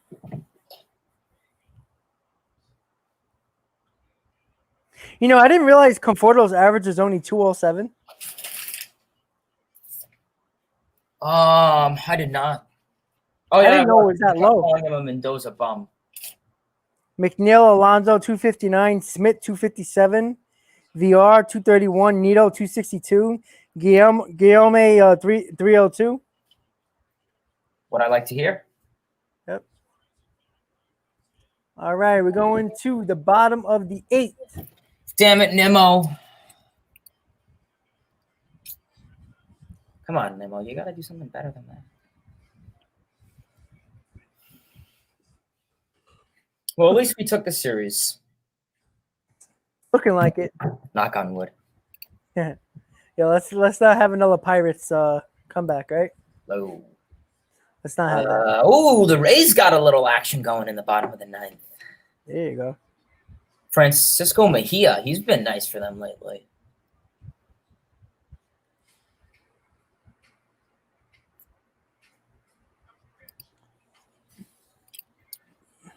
Didn't they just call him up? I think, yeah. They called him up. No, I don't know. Maybe not.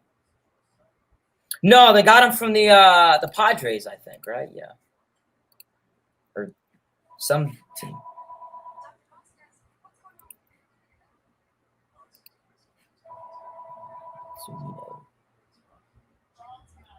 Well, it's looking good. The Braves are losing, so that's always a plus. I don't know. Does anyone know who's pitching for the Yankees and Phillies tonight? It's some guy he's like a veteran guy. I forgot his name. Or Yankees, or both. Oh, for the Yankees, Wojciechowski, some guy from the minors. Oh, well, yeah, he was with the Orioles last year. Yeah, yeah. Damn, they want to lose that game then. Let's see. Where the hell is it? It still says TBD, but I think Wojciechowski is going to be pitching for the Yankees. Are the Phillies playing yet? The Phillies are not playing yet. They play tonight against the Yankees. Yeah, I think the game is at 7:10. Yeah, Fernando, my phone's ringing. It's me calling. Call to the bullpen. Florida's looking pretty shitty. Yep, Ray, it's raining. I know. It's actually the sun came out by me now in New York, in Queens. But it was raining for like an hour straight with lightning. All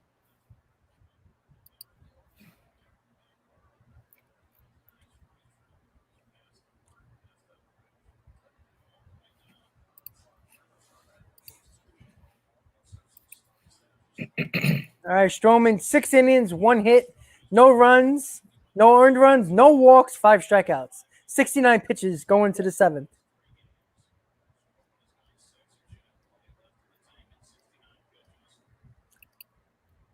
Yeah, the weather is pretty crappy in Florida. Pete Alonso, yeah, that Pete Alonso ball before was 109.5 miles per hour. Whew. That was a rocket that he hit. And the Luis Guillorme home run was 391 feet. That was Conforto too, 100.7 off the bat. Yeah, he's been working well. Nice. Stroman, yeah. I mean, what's the slash line for Stroman today? 6 innings, 1 hit, 5 strikeouts, lowered his ERA. What else could you ask for? Exactly. Mike, we don't do it every game. We pick and choose. We both got work, so when we can and we're available, we'll do the games live. Yeah, usually for me, Michael, usually for the most part, if it's a home game and we go into extra innings, I'll go live if I can. I was live for both the Mazika walk-offs, the McNeil RBI, the 2 RBI, one with McNeil with the Brewers a couple weeks ago. I got a couple. Usually if it goes into extra innings, for the most part, I live stream it. Last night I did because I thought that we were going to come back, but we didn't. But for at least 75 to 80% of the extra innings, where if there's a walk-off opportunity, I usually go live. Yeah. And you get to see my awesome reactions. For sure. For the Michael Conforto and Marlins one, that was like the first home game I went live for that, and I was so confused. I was like, wait, what's going on?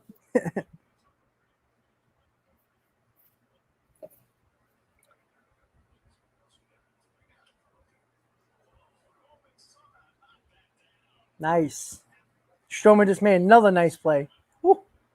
Nito. Stroman's on his game today. I'm trying to think. The last couple times Stroman started, was Nito behind the plate for him? In Pittsburgh, I think Nito catched him. I'm not sure about the other time, but I think Nito did catch him in Pittsburgh.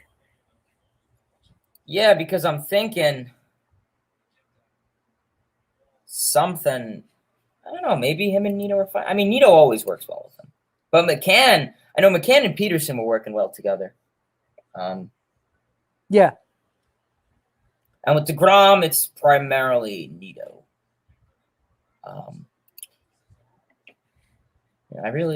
Why couldn't we have not got like 1 or 2 of these runs from last night? Yeah, really. All we needed was 2. We would have won. 2 more extra runs. It would have been 5-4. Yeah. Shit. I mean, BC betting the money line.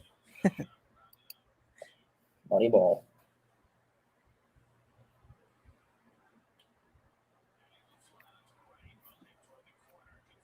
Oh, what a catch by Conforto. Woo! That was nice. Nice. Let's see. I still have Stroman sets. The pitch releases. That's driven. Hey, good catch, Conforto. Nice, right going to the line. That was a bad pitch by Stroman. 2-seamer that ran right over the plate, but Conforto ran it down in fair territory. Though that would have been at least a double. That would have been gone at Yankee Stadium. Yeah, that's true. I'm trying to think, what's the easiest ballpark to hit out of? I don't know. Coors? I think Yankee Stadium's a joke. No, good catch by Conforto. Good footwork there. Track it down. Good arm stretch. Stroman was down for it. So only a 1-hitter. Where's the Blue Jays captain? Where I got it. I still got it. And I have the Blue Jays jersey too. I got all the hats. You got every team? Besides the Yankees and the Phillies. Good job. And I don't have a Royals one. Nothing to do with 2015. I just never really had the chance to get it. But I mean, honestly may get the Phillies alternate one. With the one that they wear with the cream color jerseys. Yeah. That one's kind of fresh. I mean, besides like the Phillies, it actually is kind of nice. Yeah. I mean, I bought Yankees stuff before, not for me, for like gifts for people. Yeah. I have Yeah, a same here. I have There's a only 3 Met fans shirt in my right family. now as So. we're talking. Yeah. I'll show you guys what is that I have. This is a gift for someone, but look what I got. All rise.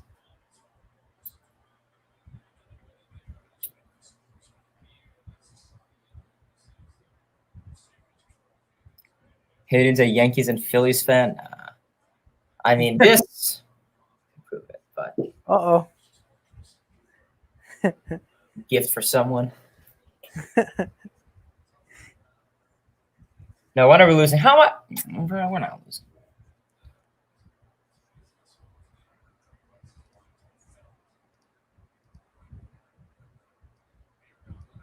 So it'll be like, who's that guy that runs around to all the stadiums and like pushes the 2-year-old children to get the balls? What's his name? The bald guy.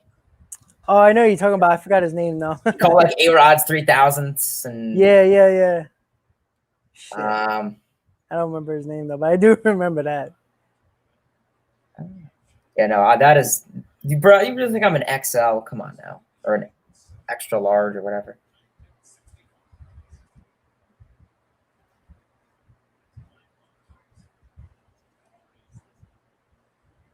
No, I got it from my friend, and they sent me the wrong size, so I have to return it. BC, we only do. I'm sorry, Hayden. Very good. BC extra question. No, we only do Met games. Yes. I don't do other games, unfortunately. Maybe if the playoffs come, if Yeah, absolutely. Especially when the games are on earlier than the Mets game. Yeah, if they're or playing. if there's like a big matchup, maybe you never know if it's like, I don't know. Dodgers and Padres wild card. I was doing a live stream for like typical live stream during Max's debut, and I kind of was watching in the corner. Okay. Yeah, no, but the shirt I bought it for my friend, and they sent me an extra one. You never thought Amazon would be bad. Long story, it got lost, and then they sent me a new one, and then they sent me that the other day, and they sent me then they sent the wrong size for my friend, and then it was just, so probably find someone who's a large, or in this case, an extra large. Yeah. True. Give it to the usher at Yankee Stadium.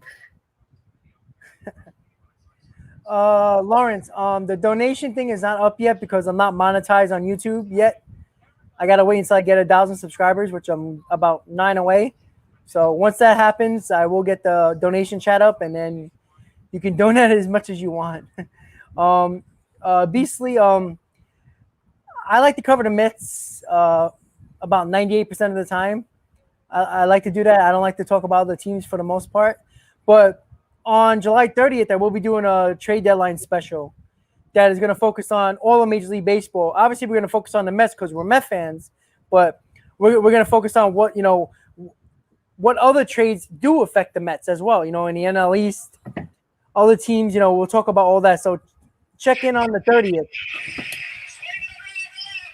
and we'll actually, we'll talk all about the trades for all the teams actually. So check that out on the 30th at 12 o'clock.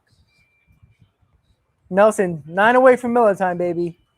I'm gonna open up some a beer. Cheer to you guys for the 1,000. How about that? Yeah, I'm glad we didn't get Trevor Bauer. I mean, it's an absolute disaster. We didn't want Trevor Bauer just because he's an ass and the way he acts sometimes with his demeanor and all that.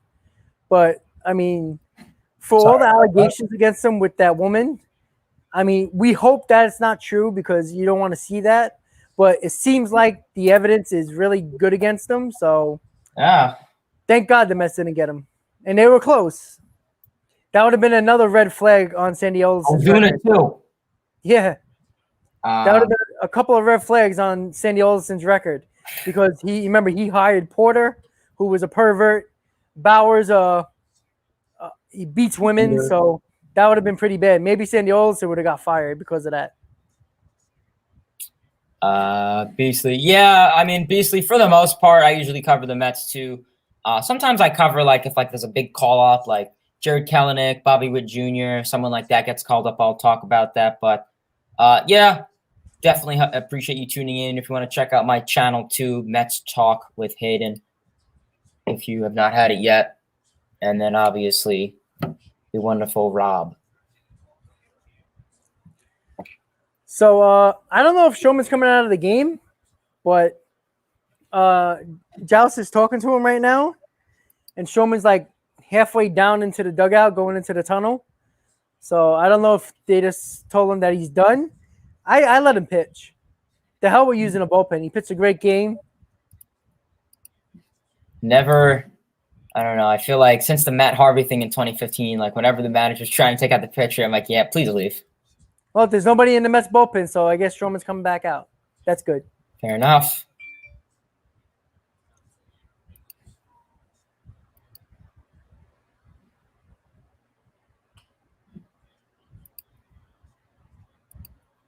Only one complete game this year. All right. Oof. Hey, I'm down That's to sad. make it too, especially when you need it. I mean, regardless of the shutout, try to give Stroman the eighth. Who cares? If he lets the first or batter on, if he gets, I mean, if he gets the first batter on, have him out visit. If he lets one or two on, take him out. Yeah, exactly. Give mean, him the chance to try to go through the eighth, at least. I mean, what does he have, like 75 pitches? Yeah, I mean, everyone's talking about in the comment section the injury. You don't want him to get hurt. That makes sense. You know, especially with this. Yeah, but if you're going to worry about injuries every time, then you're never going to be able to get anybody to the sixth inning, you know? But I mean, I wouldn't push him, but it's not like he had a hard day today. Like, there wasn't a lot of hard innings. Come on, Jeff. I would think that he should have no problem getting through 9 with his low pitch count. Let's go, Jeff. Jeff's fouling off, though. He was like the 5th foul this bat. That's what I like about Jeff. Even if he doesn't get on base, he still puts up a good at bat with all these fouls. Works for the count. That's what I like. Helps him as a hitter. Mm-hmm. Really chokes up the bat a little bit. So. Yep. Exactly.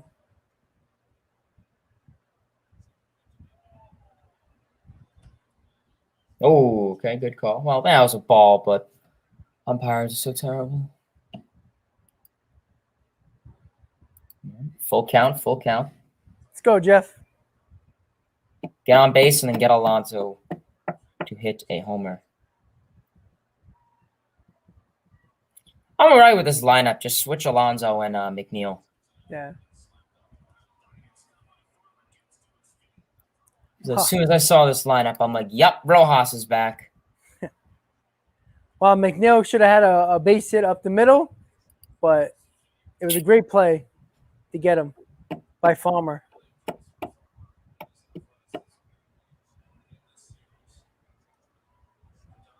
Oh, with the sidearm play. Yeesh.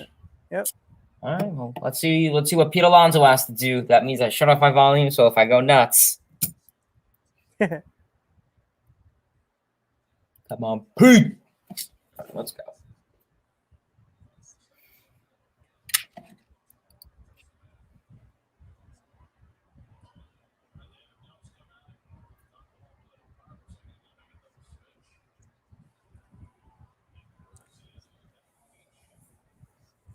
Changing another pitcher.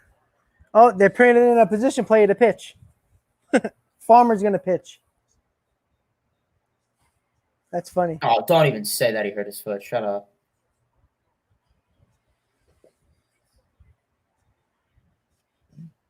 Double switch time. Well, exactly. We did have Jose Reyes and Robbie Cano. Yeah. Oh. Didn't Familia do something too? When? I don't know. I thought Juris Familia got like in trouble for something. Maybe Maybe he not. did too. That was like 2 years ago, I think. I don't think he was with the Mets though. Wasn't he with the A's? He might have been with the A's. I think so. Because I think there was a little bit of chatter about him not coming back. The Mets didn't want to get him back, but apparently he said what he had to say, and I guess it was okay for them. Makes sense. Makes sense.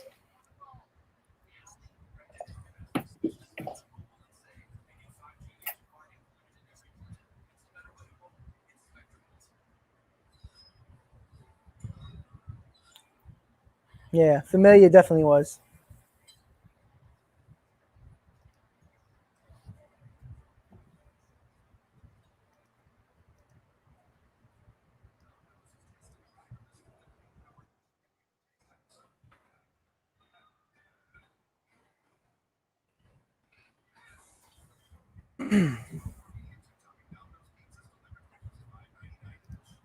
Don't forget, guys, you're just tuning in. Hit on that like button, please. Get this stream out to more people. We got about another inning and a half. Hopefully, the game should be over by then. So hit on that like button. Let's bring a couple more people into the stream. Hit on that subscribe button if you're new to the channel. Mets Talk with Hayden, Talking Mets and Rob. Please support our channel. Check out our videos. Make sure you hit on that bell so you get all the notifications when we post all our videos and when we go live, so you can tune in and hang out with us while we do these streams. All right.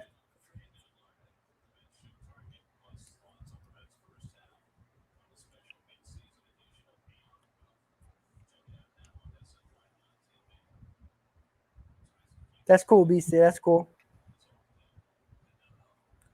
Big Meat Pete is up. All right. Come on, Pete. Show us what it's worth. Okay, or just do that.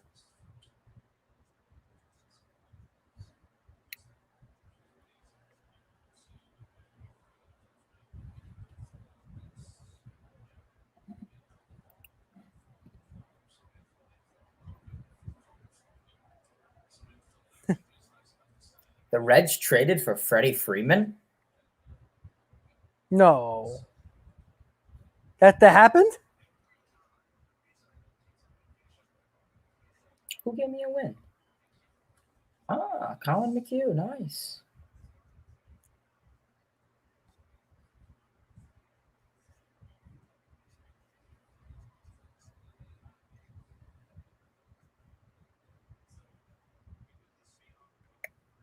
Fuck. Pete.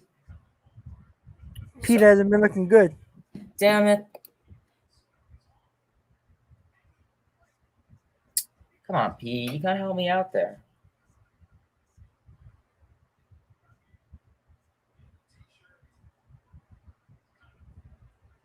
Freddie Freeman's been on fire. He has been. Where'd you see that Freddie Freeman thing on Twitter? What? Freddie Freeman got traded? No, because Oh. it was a Freeman at first base for the Reds, so I made a joke. Oh. I was like, wait a Freeman? second. The Braves just traded for Jock Peterson. What the hell are they doing trading Freeman?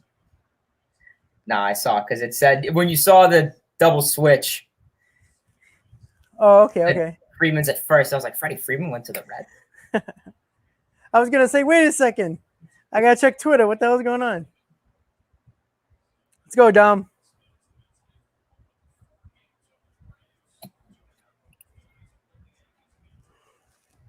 Two-0 count. 3-0.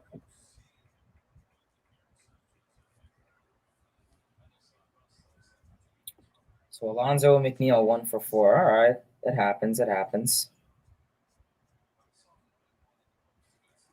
Christopher, I will not say it's over yet. I witnessed Pittsburgh in the flesh. I'm not gonna say it's over. Nice. The Rays came back. Oh, they did win? Yeah. Nice. 5-4. Nice. Dom Smith walks. Yeah, they walked it off. Who though? Who walked it off?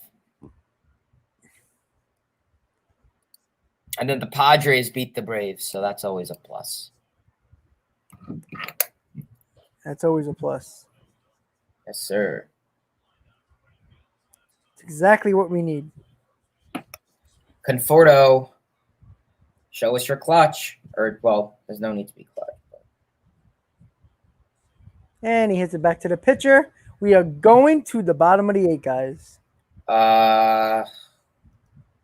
Yeah, who walked that off for the Rays? Come on, Rays. I understand you're like no fan, but post something.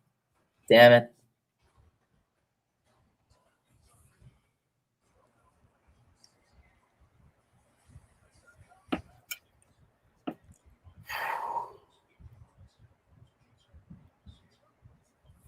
All right.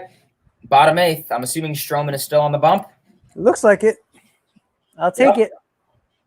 I'll definitely take it. Let him go. You know, if he gets the first runner, if he gets the first hitter on, have a mound meeting. I mean, you have a big lead. I mean, I understand you're coming off back-to-back, you know, oofs when having a big lead. But, I mean, now it comes to the point is where your bullpen is really needs a break. Yep. And you got an off day Thursday, but still, I mean, I want these guys to rest. I mean, they have a lot coming. We only have a rotation of Walker, Stroman, and McGill. Yeah, exactly. And then what's the news with DeGrom exactly? Well, they showed it on SNY about him throwing this morning on flat ground, just playing catch. So he is scheduled to come off the IL on Sunday, but he's not going to pitch on Sunday. No. So, like I said, I think he's going to come back at the earliest, probably the end of the Braves series, possibly the Red series. Maybe Reds will beat Pittsburgh and score 7 runs. I hope not. I really hope not.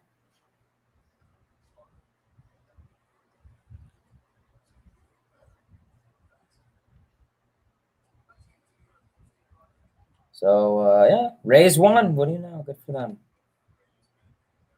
Randy Arroyo.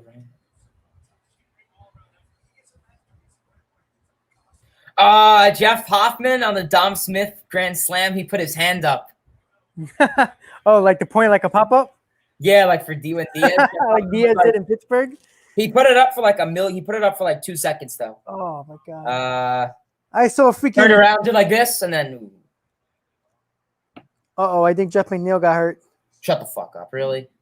They showed a replay of him like running to the base. He might have tweaked something. Oh, Lord. They need to find. We got to put these fucking guys in bubble wrap. Like, these guys are so fucking cheap. Yeah, they took him out. Guillaume is at second and Davis is at third now. So hopefully it's not serious. Maybe he just took him out for precautionary reasons since we're up big. Let's go to Twitter. It's where I get all my news, sadly, because I can't trust anything, especially when it comes to my guys. So obviously Stroman is 58, so that's good news.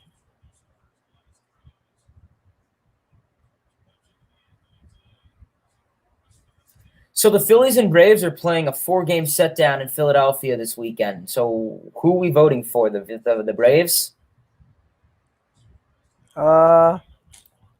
I don't know. It's a rough one. I guess the Braves right now because the Phillies are right behind us. And the Braves are, 4.5 out? If the Mets win, the Braves lose, they're 5.5 out. So maybe I would say the Braves win 3, let the Phillies win 1. Stroman has struck out. Got another strikeout. 85 pitches in the 8th. This is probably the best I've ever seen Stroman. Oh, yeah, no doubt. Easily. I think the most innings he pitched in one game, I think it was 7, and that was in 2019. Again, with the Mets, obviously.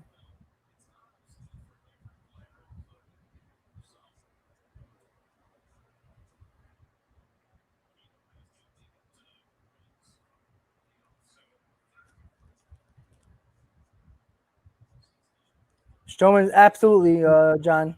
Stroman's been dealing the whole game. We needed it really bad, just like you said, John. We needed Stroman to perform well. We needed the length that we're getting right now. I mean, if we start going on a run the next week and a half during this 11-game homestand coming up, you're going to point at this game at the beginning with Stroman going the length, saving the bullpen. Jeff McNeil appeared to tweak his foot a bit on first base bag. He said he is all right, but they took him out as a pre-precautionary measure, up 7-0. Okay. So I'm going to buy him bubble wrap so they can just wrap each other in it. Ooh, Stroman with another strikeout. Stroman's on his freaking game, baby. He might pitch 9. He has 89 pitches right now. Yeah, I'd let him. Has he ever gone on? Yeah, you know what? Cole, for sure. You know, it's possible. It's true. With the cold start, it's very similar. The Yankees needed that win against the Red Sox. The Mets needed the length and the win here.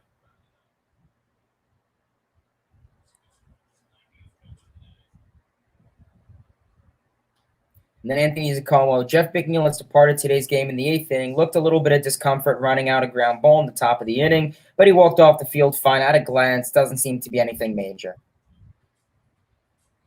Okay. I Says can deal he's with all that. right. So, I mean, let's be real. I mean, he's not going to say, oh, I'm hurt, but still. So let's see. Stroman go. This is the 90th pitch. Yeah, he might go into Nimmo, hey, way to track that down, Nimmo. Let's go. he might start the ninth. I'm letting And him just go. have a bullpen guy in there. I'm letting him go the 9th. Me too. I am two strikeouts and a flyout. I mean, Just have somebody in the bullpen just in case. yeah. That's I say if he honestly, well, I guess it's one hit. Damn, one hit. And what was the error? 'Cause there's an error. What was the error? Oh, that was for the Reds. What was the Reds' error? I don't know. What did the Reds error? The pitcher in the second inning, the third inning, when That's Dominic right. up a grand slam, when he couldn't pick up the ball barehanded. That's the error. Maybe that's the Grom under Stroman's skin.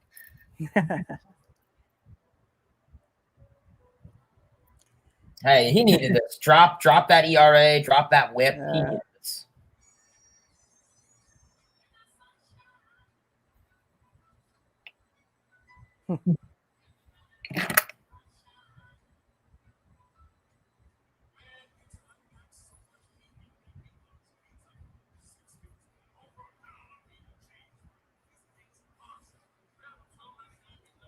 Oops.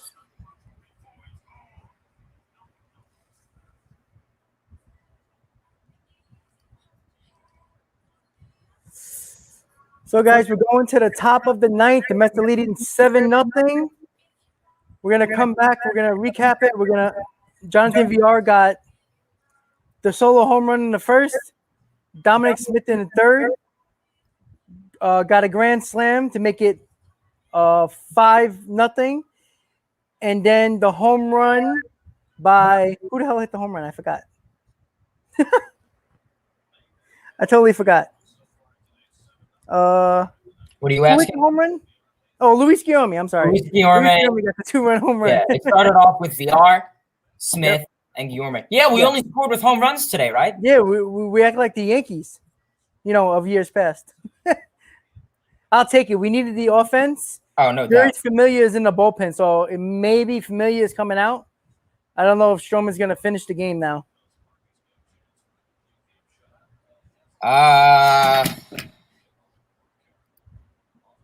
Maybe. Got VR. Could we bat around again? I'd really appreciate that. Yeah, I mean, he's still on the bench, though. He still has his jersey looking proper, so you never know. We shall see.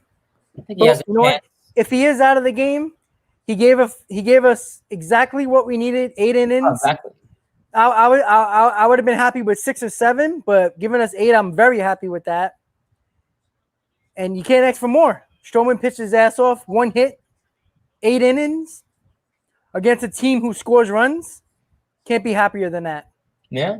100% happy with that.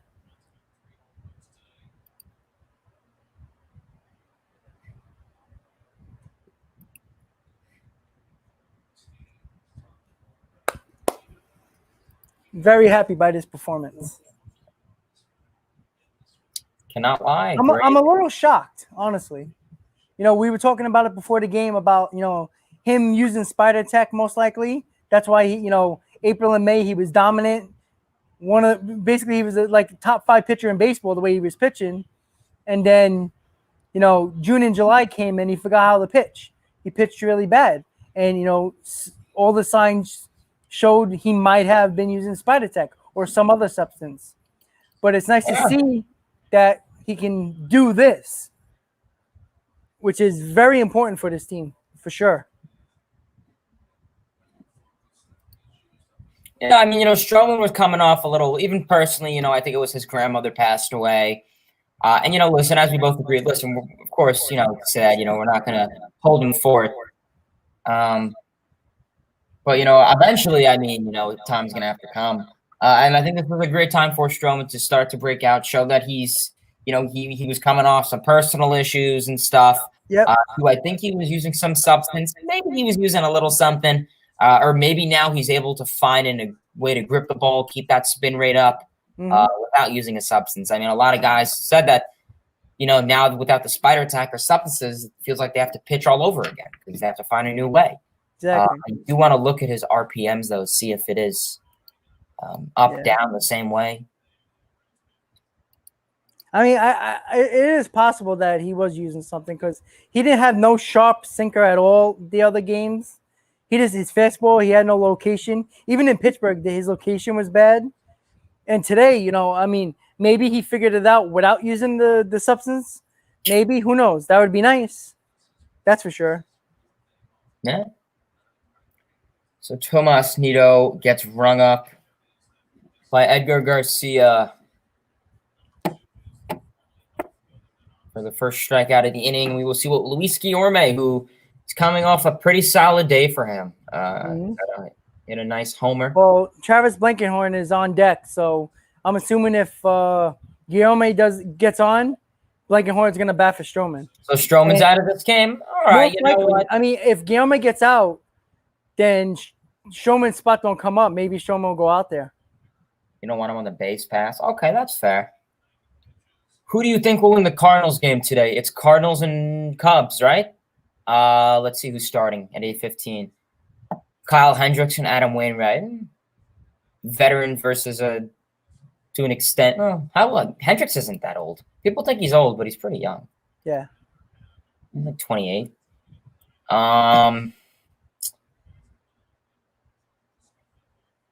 All right, guys, we're going to the bottom of the 8th. Stroman is not coming in the game, so it looks like Familia is going to close out the game in the 9th. Damn. Oh, well. I'm a little upset about that, but again, we needed exactly what Stroman did is exactly what he gave us. He gave us length. He gave us 8+ innings of one-hit baseball. Can't complain about it. Can't complain about it at all. And you know what? You want him to be sharp next start. I mean, you want him to feel good, Yep.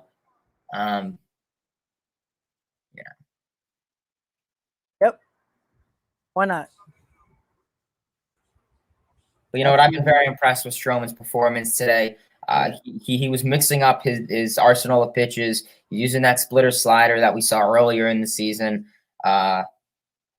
Just overall, one hit. That's great. Ks per 9. I think he had like 11 and 12 swinging and misses. So awesome day. Awesome day for Stroman. Finishing a slash line of 8 innings pitched, allowing 1 hit. Everything else, 0. 1 walk, 7 strikeouts. Lowest his ERA to 2.59. That's awesome. Nice. Just if he could do this next start. I don't know when his next start is. It'd probably be against Toronto. Let's see. What's today? Toronto, right? Let's take a look. See, I have a website. Thursday, Friday, Saturday, Sunday. No, I think he's gonna pitch the Brave series. Let's take a look. See,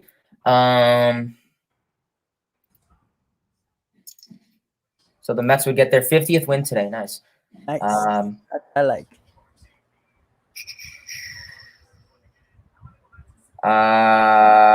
Yes, against the Braves in Game 1. So that's a double header. Yeah, it's a doubleheader. And I think Cookie Carrasco, if the Mets wanted to bring him up, they'd probably pitch him in that game. Yeah, you're going to have to. I mean. Yeah, because Stock is hurt. He was going to be the guy to pitch that game. So. And simply enough, I mean, besides Ronald Acuna Jr. being out, I mean, some of these guys, Ozzie Albies and Freddie Freeman, have been raking these last couple of days. Yeah, exactly. So I'm a little, I want a nice staff. And then going into the Blue Jays, McGill, Walker, and Ike. I thought Eichhoff got sent down. Why is he still on this?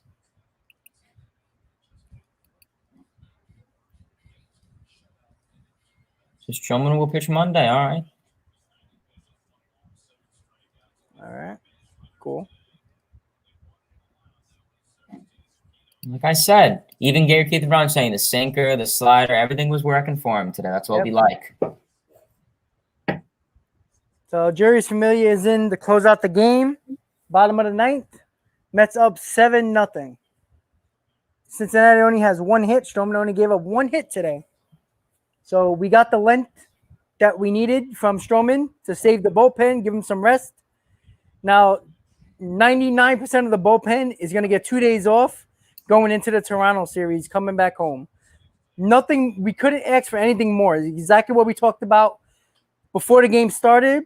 We needed length from Stroman. We needed him to pitch well. We got both of them, and we saved the bullpen. It's exactly what we wanted. We talked about it. We got it. Now all we got to do is finish it off and get the W and be 3.5 games up in the NL East.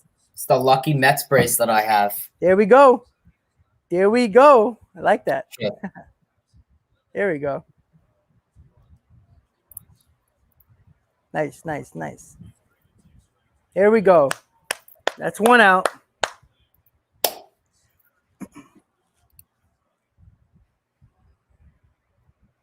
Let's put it in the books. Come on. Let's do it. Sit down. That's my new closer.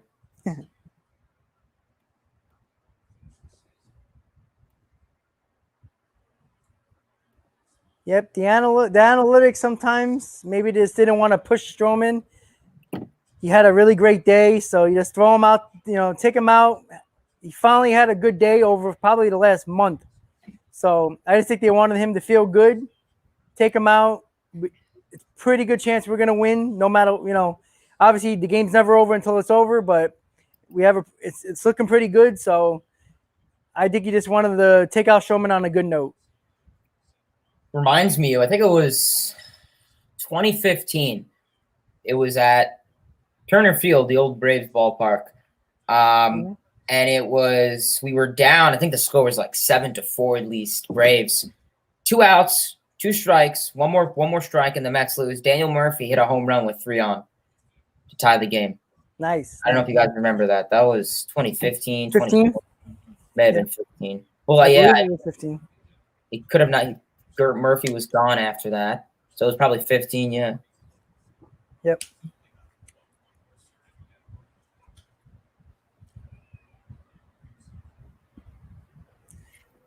So while we get a little break from the action before Familia throws the next pitch, guys, we love you. Thank you all, guys, for all the support. Hit on that like button, guys. Hit on that subscribe button. Talking Mets with Rob. Mets Talk with Hayden. Always appreciate the support. Please subscribe to our channels. Check out our videos. We're going to have more to come going forward throughout the season. So hope you guys enjoy. Check out our live streams that we're going to be doing over the course of the next couple of months. We'll be doing a trade deadline special on July 30th for the trade deadline from 12 to 4. Hayden's going to be joining me during that. We're going to be not only talking about Mets trades, we're going to be talking about baseball trades throughout the 4 hours. And we'll go from there. So hopefully you guys tune in. Yes, sir.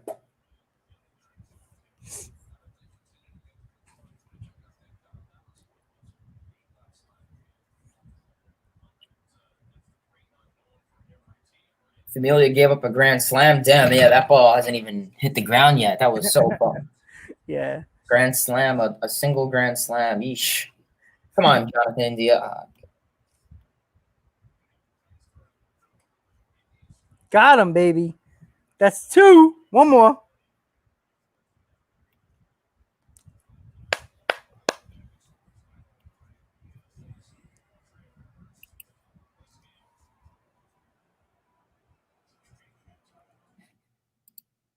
All right, back-to-back strikeouts for Familia. Can he strike out the side?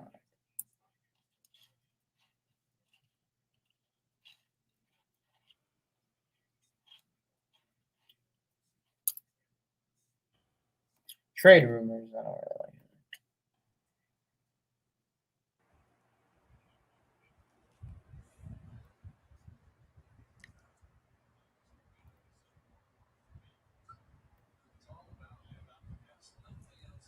One more to get us to 50 wins on the season. All right.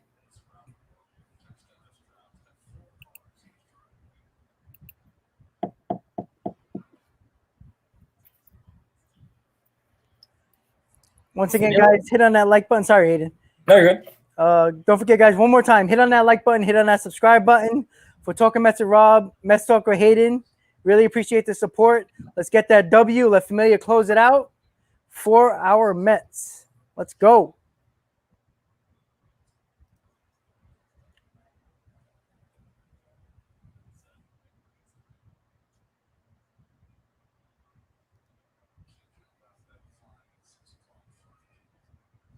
That is true, Cole. When Familia is good, the Mets are good. It's a little weird.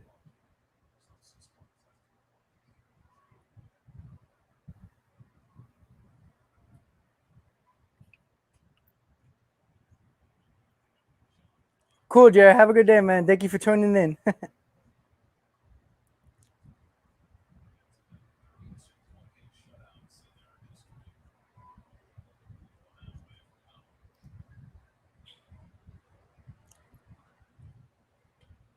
Woo! 3-2, baby.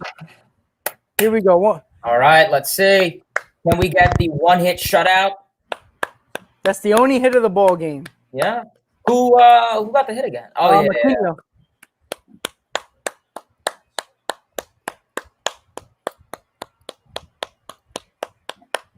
Full count.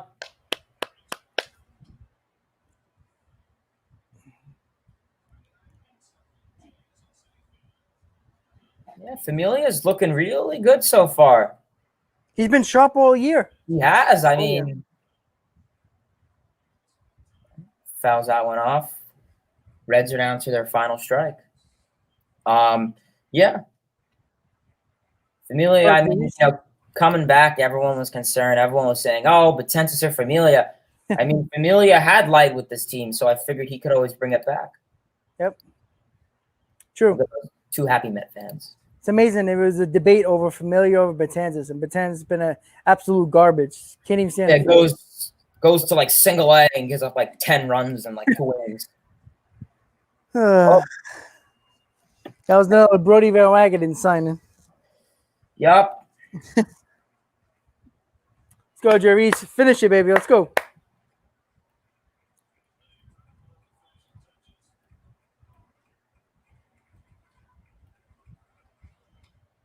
Put it in the books. Struck him out. Struck out the side, baby. Put it in the books. The New York Mets get their 50th win let's go. of the season. Let's go. Sit down, Winker. Good frame there by Nito, right on the right side corner of the plate. Let's go, Mets. Let's go. Let's go. Great performance by Stroman. 8 innings, 1 hit, no earned runs, 1 walk, 7 strikeouts, ERA to 2.59. Exactly what we needed for this Mets team, for this bullpen. Stroman did exactly what we asked him to do before the game started. We needed length. He gave us 8 innings. Jonathan Villar with a solo home run. Dominic Smith with a grand slam. Luis Guillaume hit a 2-run homer. There's your 7 runs. Final line, 7 runs, 9 hits for the Mets. 0 runs, 1 hit, 1 error for the Reds. Stroman gets the win. Hoffman gets the loss. Time of game, 2:59, guys. Great game by the Mets. We got our 50th win. Hayden, you are the man. Thank you for tuning in for us. Everybody who tuned in to Talking Mets with Rob live stream, Mets Talk with Hayden. If you have not subscribed to our channels, please do. Hit on that like button, guys. Check out our videos. Subscribe. Hayden, your final words. Great game overall today. Stroman really came out to show that he had stuff in the tank. He was going through some personal stuff in the past. Hopefully it wasn't the spider attack. If not, he found a way to pitch around it. Awesome start by Stroman today. The splitter slider was in a lock, high K rate, swinging and miss rate. The few balls that were hit in the air were able to be in the park and find a glove. One hit shutout. And then I think Drew Familia could be our new closer. I don't know. Let's see. I know Fernando and I are in agreement. So yeah, hopefully Familia could stay hot. Nice comes out. into relief. Would have been nice for Stroman to go all 9, get the shutout, but you know what? You want him healthy. You want him spick and span for the next start against Atlanta. It's going to be a big series to come ahead. I'm happy we took this game. I'm happy we took the series. A sweep would have been nice. I think a sweep was capable coming off. But overall, it's going to be time. Our offense is getting hot. Alonso, McNeil, Smith, Conforto, Luis Guillorme had a home run today. So great to see. Hopefully the Mets offense can transition this into the Blue Jays series. That is going to be a very tough series. Blue Jays starters, they're hot. Sneaky, especially Hinge and Ryu. They could be sneaky in that offense. Vlad Jr., Bo Bichette. Steven Matz coming back to Citi Field. That's going to be very well. Steven Matz doesn't have good numbers in Citi Field anyway. So he'll probably show us like it always happens. You already know the deal with that. No, I mean, we said the same thing with Zach Wheeler, played terrible. We said the same thing with Matt Harvey, played terrible. So you never know. It'll be time, but I appreciate Rob for having me on the streams. And if you guys could, please check me out, Mets Talk with Hayden. Give me a sub, turn on post notification for both channels. Definitely going to be seeing Rob on my channel, vice versa. And I think me watching games with Rob, we are 2-0. So I like 2-0, baby, 2-0. Gotta keep it going. So I'm not sure what we're gonna do the next live stream. But again, me and Hayden will talk about it. You know, he does his own thing, I do my own thing with the channel. But when we get it going again in the next live stream, we're undefeated, so we might have to do this more often to get more W's. But once again, guys, thank you guys for tuning in to Mets versus Reds watch party game live. Hayden, thank you for tuning in. Hit that like button, guys. Hit on that subscribe button. Guys, I'll see you next time. Everybody have a good night. 50th win for the Mets. Stroman got the W. See you guys next time. Everybody, as always, let's go Mets. Have a good night, everybody. Hayden, have a good night, buddy.